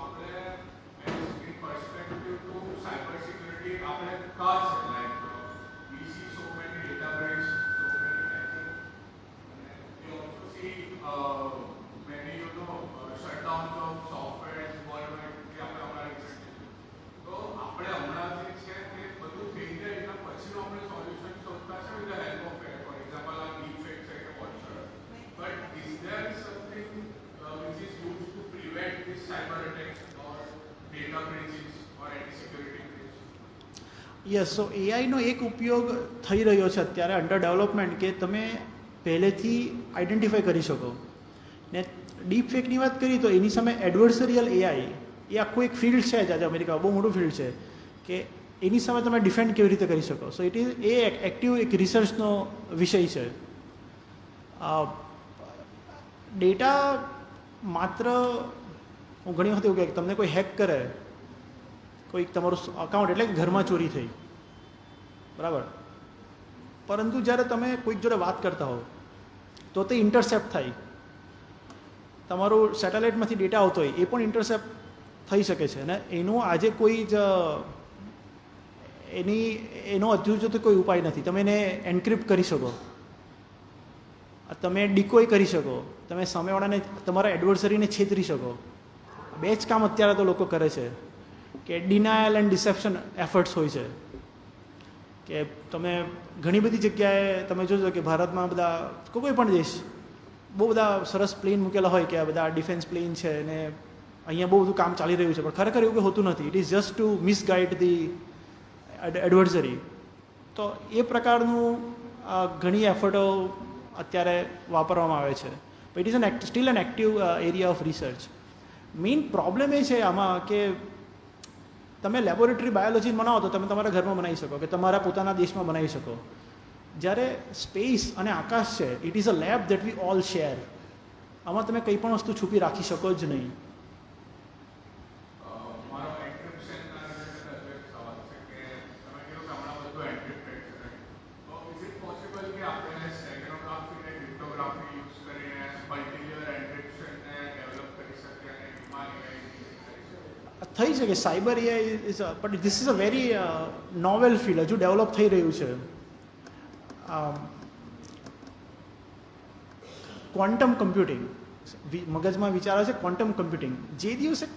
સો હવે આ મારો એક્સપર્ટીસનો વિષય નથી, મને એના વિશે થોડું ખબર છે. ક્વોન્ટમ કમ્પ્યુટિંગ, આ તો આપણે પહેલાં વેક્યુમ ટ્યુબ્સની વાત કરી, પછી સીપીયુની વાત કરી, પછી જીપીયુની વાત કરી, કે જેને લીધે એનવીડિયા આટલું ફેમસ છે આજે, ગ્રાફિકલ પ્રોસેસિંગ યુનિટ્સ.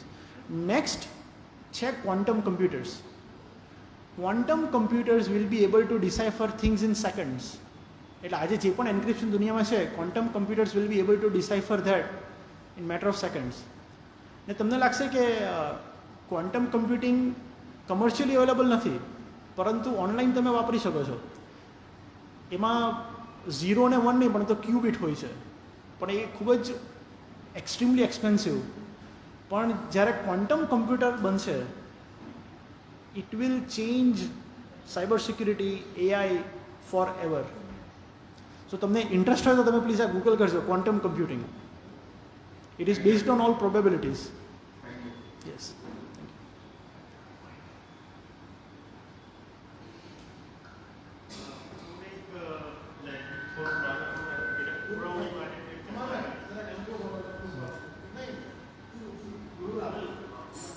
એટલે એની અંદર છે ને કે કેવી ઉપર સવાલનો જવાબ પણ આવી જશે ને થોડુંક મારી એના પછી ક્વેશ્ચન પણ આવશે. બેઝિકલી કેવું થાય જે ટેકનોલોજી આવતી હોય ને 3 સ્ટેજને આપણે એમાં 3 સ્ટેજમાં ડિસ્ટ્રીબ્યુટ કરી શકીએ. એક તો એનું રિસર્ચ વર્ક, બીજું એનું ઇવોલ્યુશન પીરિયડ, ને ત્રીજું એનું એપ્લિકેશન. તો જે જોબ જે રિસ્ક પર આપે છે કે ભાઈ એઆઈ આવી હોય તો અમુક જોબ જતી રહેશે. તો કેવી રીતના નવી જોબો પણ ક્રિએટ થાય, જેમ કે રિસર્ચમાં ઘણા બધા લોકો લાગે છે, પછી એના ઇવોલ્યુશન માટે ઘણા બધા લોકો લાગે છે, એને એપ્લિકેશનમાં કન્વર્ટ કરવા માટે ઘણા બધા લોકો લાગે છે. બરાબર, જેમ અત્યારે એમણે કીધું કે there is lot of lack of people who know this technology. હવે મારો ક્વેશ્ચન એ છે કે એઆઈ આપણે બધા જાણીએ છીએ, એટલે આપણે એવું જે છે ને તે જે પ્રેઝન્ટેબલ મોડલ છે ને તેને આપણે જાણીએ છીએ. એટલે તમે કહો ચેટ જીપીટી, હાજી, તો ઇટ્સ અ પ્રેઝન્ટેબલ મોડલ જે ચેટ જીપીટીના ફોર્મમાં આપણને દેખાય. ઓકે, પછી બીજા બધા જે પણ કે વોટ્સઅપ પર પણ એઆઈ આવી ગયું, બેંક એપ્લિકેશનમાં પણ એઆઈ બધું આવે છે. મારો ક્વેશ્ચન એ છે કે આજે આપણું કોઈ પણ જગ્યાએ બિલ્ડઅપ થયું, આપણે ચેટ જીપીટી, આપણે ચેટ જીપીટીનો જ કોન્સેપ્ટ છે, કારણ કે એ બધાને ખબર છે. તો એમની પાસે જે આ ડેટા છે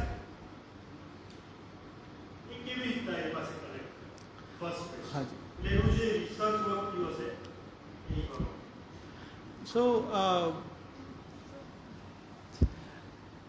2017માં ગૂગલ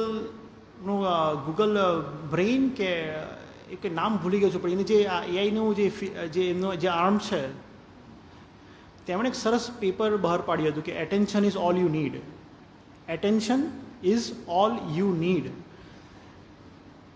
ડીપ લર્નિંગ મોડેલને તમે કેવી રીતે હ્યુમન વાત કરે તે રીતે લખતા શીખવો, તે બ્રેક થ્રુ ત્યારે બન્યો કે તમે ટ્રાન્સફોર્મર્સ નામના આર્ટિફિશિયલ ન્યુરલ નેટવર્ક્સ આવી ગયા.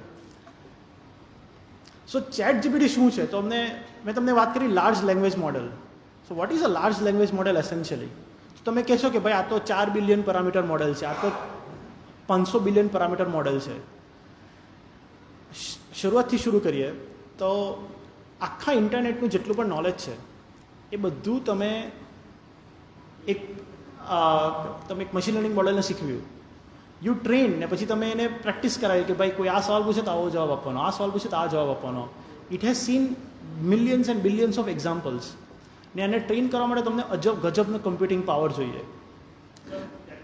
બધી બુક્સ, બધી દુનિયાની લાઇબ્રેરીમાં જેટલી પણ બુક્સ અવેલેબલ છે, જેટલું પણ નોલેજ અવેલેબલ છે, ટૂંકમાં જે કંઈ પણ ઇન્ટરનેટ પર અવેલેબલ છે તે દરેક એ બધું જ નોલેજ એ લાર્જ લેંગ્વેજ મોડલમાં પેરામીટર્સ તરીકે સ્ટોર થઈ ગયું છે. સો this is all about numbers.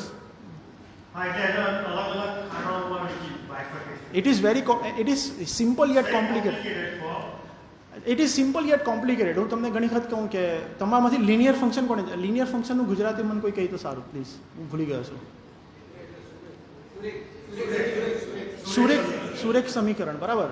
એનો અર્થ શું થયો કે તમારે ભાઈ બજારમાં જવું છે ને માનો કે 1 મેંગો ડોલી લાવી છે અને 2 રાસબેરી ડોલી લાવી છે, તો તમે ગણો કે ભાઈ રિક્ષાનો ખર્ચા 10 રૂપિયા ફિક્સ છે, પછી 1 ગુણ્યા આટલા, 2 ગુણ્યા આટલા, ને જે આ બધાને આવડે છે. This is a linear equation. What neural net is, these are billions of equations. એક નહીં, બિલિયન. ને હું બિલિયન બોલું છું, હું ઇઝીલી બોલી દઉં છું 1 સેકન્ડમાં, પણ બિલિયન તમને કાઉન્ટ કરતાં 40 વર્ષ લાગશે કે આખી જિંદગી જતી રહે. It is a big number. એકના પાછળ 9 મીંડા. સો આવા બિલિયન્સ ઓફ ઇક્વેશન્સ છે કે જેમાં બધું નોલેજ નંબર્સ તરીકે સ્ટોર થયું છે. અને it is not all linear. બ્રેઇનમાં ન્યુરોન્સ છે તો બધા એકસાથે કામ નથી કરતા, અમુકની જરૂર પડે છે, અમુકની નથી પડતી. So there is something called activation function, કે ક્યારે કયું ન્યુરોન એક્ટિવેટ કરવું એ આપણા બ્રેઇનને આવડતું છે. મજાની વાત એ છે કે કમ્પ્યુટરને પણ આવડી ગયું છે કે ક્યારે કયું ફંક્શન એક્ટિવેટ કરવું, અને એને લીધે આખું નોન લિનિયર બની ગયું છે ને very complex. It is an algorithm. Yes, machine learning is basically an algorithm. So એક ફંક્શન હોય છે કે જે તમે ઇનપુટ પર વાપરો ને તમને આઉટપુટ મળે.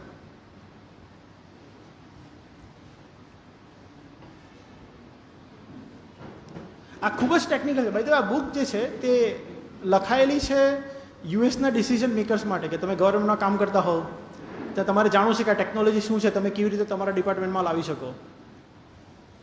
સાહેબ, સૌથી પહેલાં તો આપણે ખૂબ ખૂબ ધન્યવાદ. બહુ સુંદર મજાની માહિતીઓ અમને બધાને આજે આપી છે.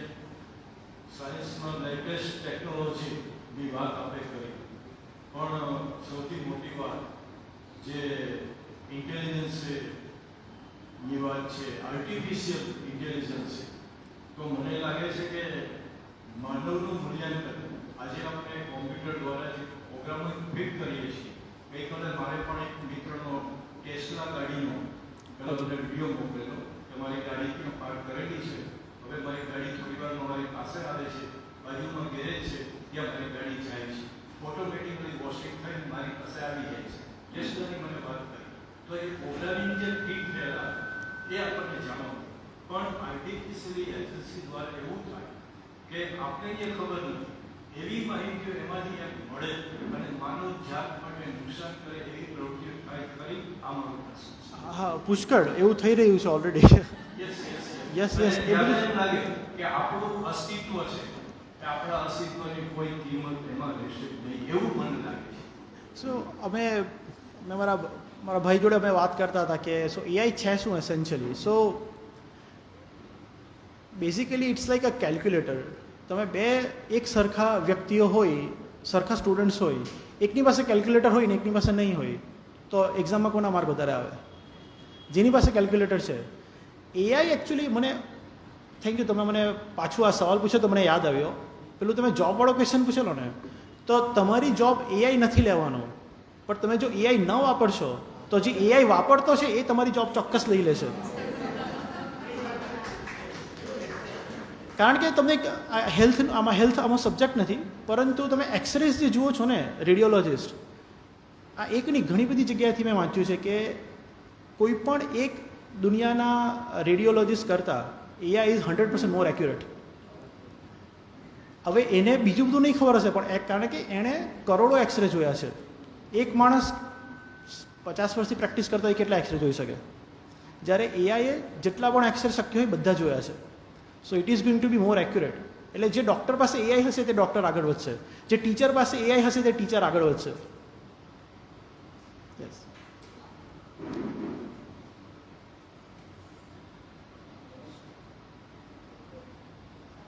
ખૂબ ખૂબ અભિનંદન. પહેલાં તો એક અનોખું કોમ્પિટિશન સર્જાયું છે આજે કે તમારા મમ્મી અને ફોઈ એક માનવ સર્જનના વ્યવસાય સાથે સંકળાયેલા છે.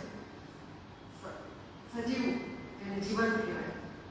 મહાદેવભાઈ ચેતનાની ખેતી કરતા હતા અને આપ આજે આર્ટિફિશિયલ ઇન્ટેલિજન્સ એટલે ઇન્ટેલિજન્સ માટે આવ્યા છો. પહેલાં તો ખૂબ ખૂબ અભિનંદન. બધાને એક વખત ફરીથી તાળીઓથી તમને વધારવા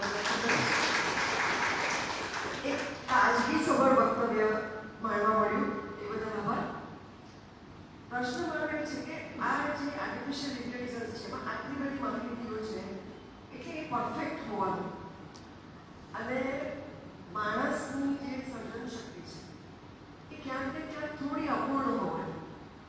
તો જ્યારે આપણે પ્રશ્ન એ કરીએ કે આર્ટિફિશિયલ ઇન્ટેલિજન્સ સર્જનાત્મકતાને ખતમ કરી નાખશે, ત્યારે આ ડિફરન્સ પણ આપણે ધ્યાનમાં લઈએ કે પૂર્ણતા અપૂર્ણતાના સર્જને ખતમ કરી નાખશે કે એનું ભવિષ્ય શું છે. કે દાખલા તરીકે તમે ચિત્રનું ઉદાહરણ કે સૂર્યાસ્તનું ચિત્ર તમારે દોરવું છે તો એ 5-6 ઓપ્શન તમને દોરીને આપી દેશે. તો તમારા મનમાં જે ચિત્રકાર તરીકેની કલ્પના શક્તિ છે કે તમે જે દોરવાની તમારી ક્ષમતા છે એને રિપ્લેસ કરી શકશે કે પછી સર્જનાત્મકતાનો વિજય થશે? મને તો એવું લાગે છે કે સર્જનાત્મકતાનો વિજય થવાનો જ છે, કે માણસને તો કોઈ રિપ્લેસ કરી શકવાનું નથી. તમે પહેલાં ટેકનોલોજીના સ્ટેજીસની વાત કરતા હતા, તો there is something cold hype curve. કોઈ પણ વસ્તુનો હાઇપ હોય, નવું હોય તો તેનો બહુ મોટો હાઇપ હોય, પછી ધીરે રહીને સેટલ થઈ જાય. તો અત્યારે એ ટોપ પર છે, પછી ધીરે રહીને નીચે જઈને એ સેટલ થઈ જશે. એક વસ્તુ મારે ખરેખર ધ્યાનમાં રાખવી કે તમને કમ્પ્યુટર સાયન્સ આવડતું હોય, તમને પ્રોગ્રામિંગ થોડું પણ આવડતું હોય તો જ તમે એઆઈને ટ્રસ્ટ કરી શકો. જો તમને બિલકુલ નહીં આવડતું હોય તો તમે એને ટ્રસ્ટ નહીં કરી શકો. તમને ખબર નહીં કે સાચું કહે છે કે ખોટું કહે છે. એટલે એને ધેટ ઇઝ કોલ્ડ હલુસિનેશન્સ, કે એઆઈ વિલ ક્રિએટ કંઈક પણ કહી દેશે. કોઈક વખત એવું પણ કહેશે એને ખબર નહીં હોય. કોઈ વીક એઆઈ તમે ટ્રેન કરો, કોઈ માણસ સાથે બનાવી તો એમ પણ કહેશે કે ભાઈ ભારતના પ્રધાનમંત્રી તો કોઈ બીજા માણસનું નામ દે. તો એ બધું થાય છે. There is another word for that કે કન્ફેબ્યુલેશન. કન્ફેબ્યુલેટ એટલે કે એ હલુસિનેટ નથી કરતું, કારણ કે તમે હલુસિનેટ શબ્દ વાપરો દેટ મીન્સ કે તમે એને માણસ જોડે કમ્પેર કરો છો, જ્યારે એ માણસ નથી. It is just an algorithm, પરંતુ એની લિમિટેડ મેમરી છે. એટલે લિમિટેડ મેમરીમાંથી એ ખાલી શબ્દ રચના કરી રહ્યું છે. એટલીસ્ટ લખવામાં ધ વે એઆઈ વર્ક્સ, કે પહેલો શબ્દ લખે પછી એ ગેસ કરશે કે બીજો શબ્દ શું હોવો જોઈએ, પછી ત્રીજો શું હોવો જોઈએ. એવી રીતે આખું એ વાક્ય લખે. પરંતુ મજાની વાત એ છે કે એણે દુનિયાના બધા વાક્ય વાંચ્યા છે, તો તેને ખબર છે કે કેવી રીતે શ્રેષ્ઠમાં શ્રેષ્ઠ વાક્ય લખી શકાય.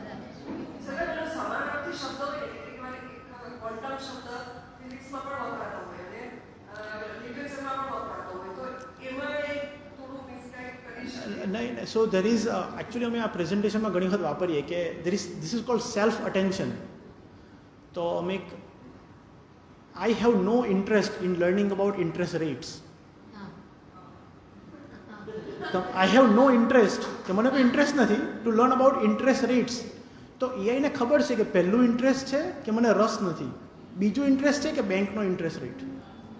જે ટેન્ક હોય તો પાણીની બી ટેન્ક હોય અને આર્મીની બી ટેન્ક હોય, તો એઆઈ એક્ઝેક્ટલી નોઝ કે તમે કઈ ટેન્કની વાત કરી રહ્યા છો. અને લાસ્ટ ક્વેશ્ચન કે થર્ડ વર્લ્ડ વોર જે આપણે કહીએ છીએ પથ્થર યુદ્ધ સુધી લઈ જશે, એના બદલે જો એઆઈથી યુદ્ધ થાય તો મારા ખ્યાલથી કોઈ પણ દેશનું સોફ્ટવેર આખું તંત્ર ખતમ કરીને એને એક રીતે એ રીતના અંધકાર યુદ્ધ તરફ લઈ જઈ શકે. સો તો અત્યારે મલ્ટીપોલર વર્લ્ડ તરફ જઈ રહ્યા છે, બરાબર? તો અમેરિકાના બે એડવાઇઝરી છે, મેઇન ચાઇના અને રશિયા. ચાઇનાએ અંધકાર યુગમાં નથી જવું, કારણ કે એણે પ્રગતિ કરવી છે. ચાઇના એવું છે કે હું અમેરિકાની ઉપર જાઉં. રશિયાનો પ્રોબ્લેમ એ છે કે એ બહુ તકલીફમાં છે, એટલે એ એવું કહે છે કે હું તો ઉપર નહીં જઈશ, પણ હું તને નીચે લાવી દઈશ. એટલે Russia is perfectly capable of doing that. અંધકાર યુગમાં દુનિયાને પહોંચાડી શકે છે, કારણ કે એની પાસે બધી ડિસ્ટ્રક્ટિવ કેપેબિલિટીઝ છે. એટલે તો ફ્યુચર પ્રેડિક્ટ કરવું ભારે છે. હા જી, એટલે તમે એક વસ્તુ પણ આટલું બધું રિલાય થાઓ તો ઇટ્સ નોટ ગુડ. એમ આ તમને જવાબ આપું તો માણસની જે જરૂર છે જતાં જે માણસની જરૂર હોય છે દિલ્હીમાં. હવે તમને એક એક્ઝામ્પલ આપું કે તમે એઆઈમાં લખો ઇન્ડિયન પ્રાઇમ મિનિસ્ટર, એ વેઇટ કરશે તમારા માટે કે હવે આગળ શું થતું છે, કારણ કે ઇન્ડિયન પ્રાઇમ મિનિસ્ટરના આવું ખૂબ બધા છે આ ક્વેશ્ચન. એ તમને વેઇટ કરશે કે ભાઈ 1947 થઈ ગઈ કે ભાઈ જવાહરલાલ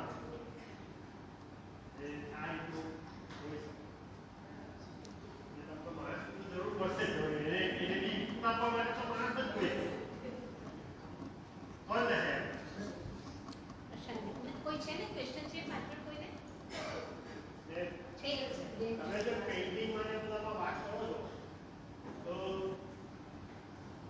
એટલે વેલ્યુ ફોર મની જે છે ને એ વાન ગોગ ને વિકાસને આજે આપણે એટલા માટે લઈએ છીએ કે એક વેલ્યુ છે એના ટેક્સ છે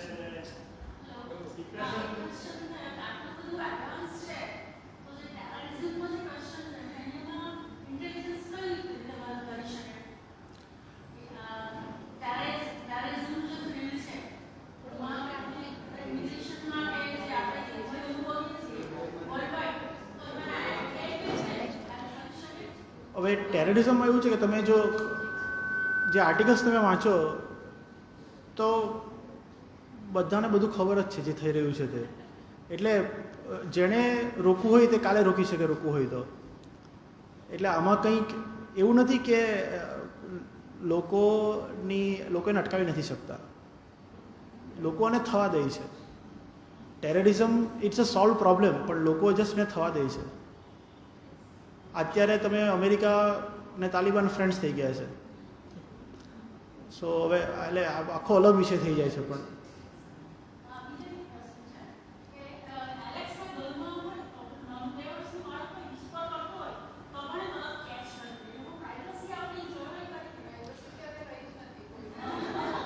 એટલે મેં તમને ચાઇનાની વાત કરીને કે તમે ચાઇનામાં જશો તો તમારો ફેસ એમની પાસે પહોંચી જશે.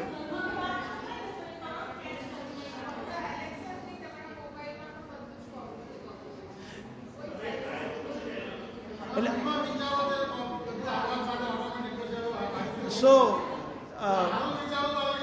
પ્રશાંતભાઈ પેલું ગૂગલ એપલનું જે એપલ વિઝન પ્રોમાં એવું છે કે તમારી પાપણ ફરે એ પ્રમાણે ખબર પડી જાય કે તમારે ક્યાં જોવું છે.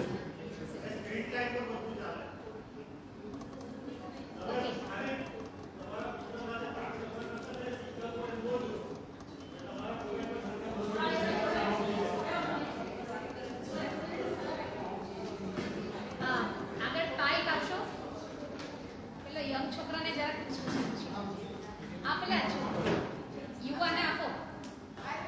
દીકરા આમ માઇક રાખજે જરાક. હા, ક્લેરિટી આવે.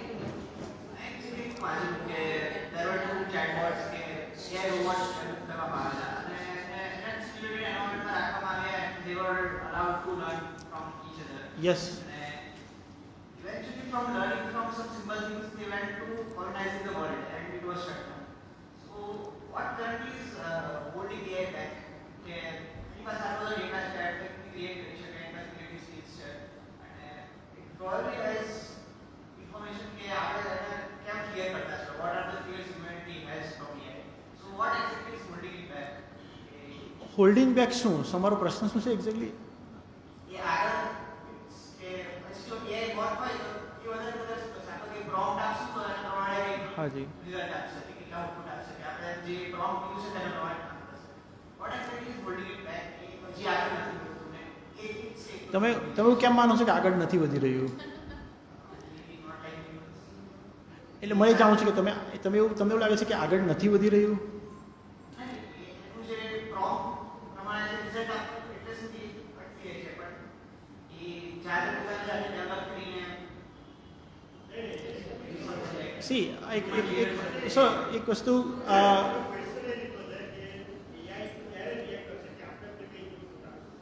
હાજી સો there is a concept called transfer learning અને AI is doing transfer learning. એક વસ્તુ એક જગ્યાએ શીખીને બીજી જગ્યાએ વાપરી શકે છે. એટલે એઆઈને તમે એકદમ નવી જગ્યાએ મૂકો તો એ કામ કરી શકે છે અને શીખી શકે છે. તમે જે વાત કરી તો there was an experiment કે 8 એઆઈને કેવું કે તમારે એકબીજા જોડે સારી રીતે સમજીને રહેવાનું છે and they were able to find ways કે જે આપણે પણ વિચાર્યા ન હતા. આલ્ફા ગો કરીને એક ગેમ છે, ચાઇનાની એકદમ પ્રાચીન ગેમ છે, જેના નંબર 1 પ્લેયરને એઆઈ હરાવ્યો તો એઆઈ એવું એક મૂવ કર્યું હતું કે જે માણસે કોઈ દિવસ વિચારી નહીં હતું. તો એ શક્ય છે, તમે કરી શકો છો.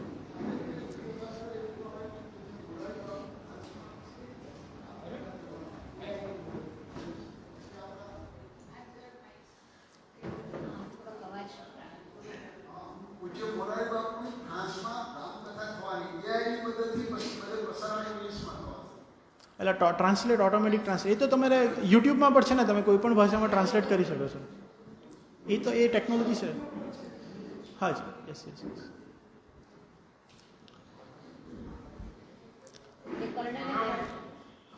What is the future of AI in India? Second question is what is our take on this future? And third question is recently Finance Minister interviewed by journalists. Journalists have asked about unemployment. Finance Minister has said that we have 45,000 vacancies, but we have not skilled worker. So what is the meaning of skilled worker? What type of they want to need to giant company has અને આ ખૂબ જ સુંદર સવાલ પૂછ્યા છે, એકદમ તમારા હૃદયને સ્પર્શ કરતા સવાલ છે કે ઇન્ડિયા, ભારતનું ફ્યુચર શું છે અને સ્કિલ્ડ વર્કર. તો તમે એક વસ્તુ જો કે અમેરિકામાં પહેલાં લોકો યુરોપ ભણવા જતા, જ્યોર્જ વોશિંગ્ટનના ટાઈમમાં, કે જે બી પૈસાવાળા લોકો હોય તો તે બધા યુરોપ ભણવા જતા. કે અમેરિકામાં કંઈ કોલેજ હતી નહીં, હાર્વર્ડ હતી, વિલિયમ એન્ડ મેરી બહુ ઓછી હતી. અમેરિકા હેઝ ટેકન 250 years અહીં સુધી પહોંચવામાં. અને મેં તમને આ ડાર્પા આરપા એ બધી વાત એટલે કરી કે તમે આ બુક વાંચો તમને ખબર પડશે કે આખું હાઉ ડઝ ઇટ વર્ક. પુષ્કળ સમૃદ્ધ દેશ છે.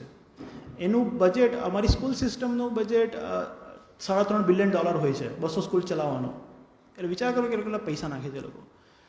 સો there is a lot of money and એનાથી આખું ઇન્ફ્રાસ્ટ્રક્ચર બન્યું છે રિસર્ચનું, ઇનોવેશનનું. World War II વખતે બધા સાયન્ટિસ્ટ ત્યાંથી યુરોપથી ભાગીને બધા અમેરિકા આવી ગયા. આખીને એક નવી એક ઓક્સિજન મળ્યો. કોન્સ્ટન્ટ ઇમિગ્રેશન થયા કરે, આખી દુનિયાના બધા લોકો ત્યાં જાય છે. સો એ અમેરિકા, મેં મારી પહેલી ફેલોશિપ હતી નેશનલ સાયન્સ ફાઉન્ડેશન. થોડા વર્ષો પહેલાં વાંચ્યું હતું કે અમે ભારતમાં પણ એવું બનવાનું છે National science Foundation that is going to fund research, basic research. So ભારતમાં થઈ રહ્યું છે, પણ આઈ થિંક ભારતમાં બધું જોવા મળે છે. તમને સુંદર પિચાઈથી લઈને workers who are not skilled ત્યાં સુધીનું તમને દરેક વસ્તુ આજે જોવા મળી રહી છે, જે મને દેખાય છે. કારણ કે ઘણી વખત હું ગૂગલ કરતો હું કે આ પ્રશ્નનો જવાબ આપો તો એક વેબસાઇટ આવે analytics Vidya. It is N Indian startup કે જે એઆઈમાં ઘણી આગળ છે. તો there are India's lot of potential, પણ ઇટ ટેક્સ ટાઈમ. એટલે રસ્તા બનાવવા, જે બેઝિક વિકાસના કામો કરવા એનો કોઈ વિકલ્પ જ નથી. વિકાસ વિકાસ વિકાસ વિકાસ વિકાસ એના સિવાય કંઈ થઈ નહીં શકે. શું કહો? Yes, you need constant. સવાલ કોઈ નથી, કારણ કે સ્વીકારવાનું છે. એટલે કોઈ બરાબર. આ તો પરિવર્તન થઈ ગયું, યુગનો નિયમ છે, એટલે આ પરિવર્તન છે. પહેલા કોમ્પ્યુટરનો જમાનો હતો, હવે એઆઈ આવશે, બધું આવશે, સ્વીકાર લેવું. પણ એઆઈ થી અમારી લાઇબ્રેરીને ફાયદો થવો જોઈએ, બીજું કોઈ નુકસાન થવું. અમારા બાળકોને વાર્તાઓ આવો સુંદર વાર્તાલાપ થવો જોઈએ, એક મેં આજથી મળીએ અને એ કામ જીવન 33 વર્ષ કોઈ કરી શકવાનું નથી. દરેક વસ્તુને સ્વીકારવાની, આનાથી ઉત્તમ બીજું કશું જ નથી. બાકી બધા એમ કહેતા હતા કોમ્પ્યુટર આવે પછી ગાંધીજી પણ કોમ્પ્યુટરને સ્વીકાર કરવો, સ્વીકારવું જ પડે. એટલે આ સ્વીકારનો સવાલ છે. માત્ર એટલી જ ભાવના રાખીએ કે અમારી સારા કાર્યો થાય, એનો ઉપયોગ ખરાબ નહીં થાય અને જગતનું કલ્યાણ થાય. અને ખૂબ ખૂબ અભિનંદન કે ખૂબ સુંદર વિષય પર અમેરિકાથી આવીને આટલો સરસ અભિપ્રાય આપ્યો. અને મને ખૂબ ધન્યવાદ. આ રીતે આવતા રહીએ અને અમારા રીતે જોડાઈ રહીએ. આભાર.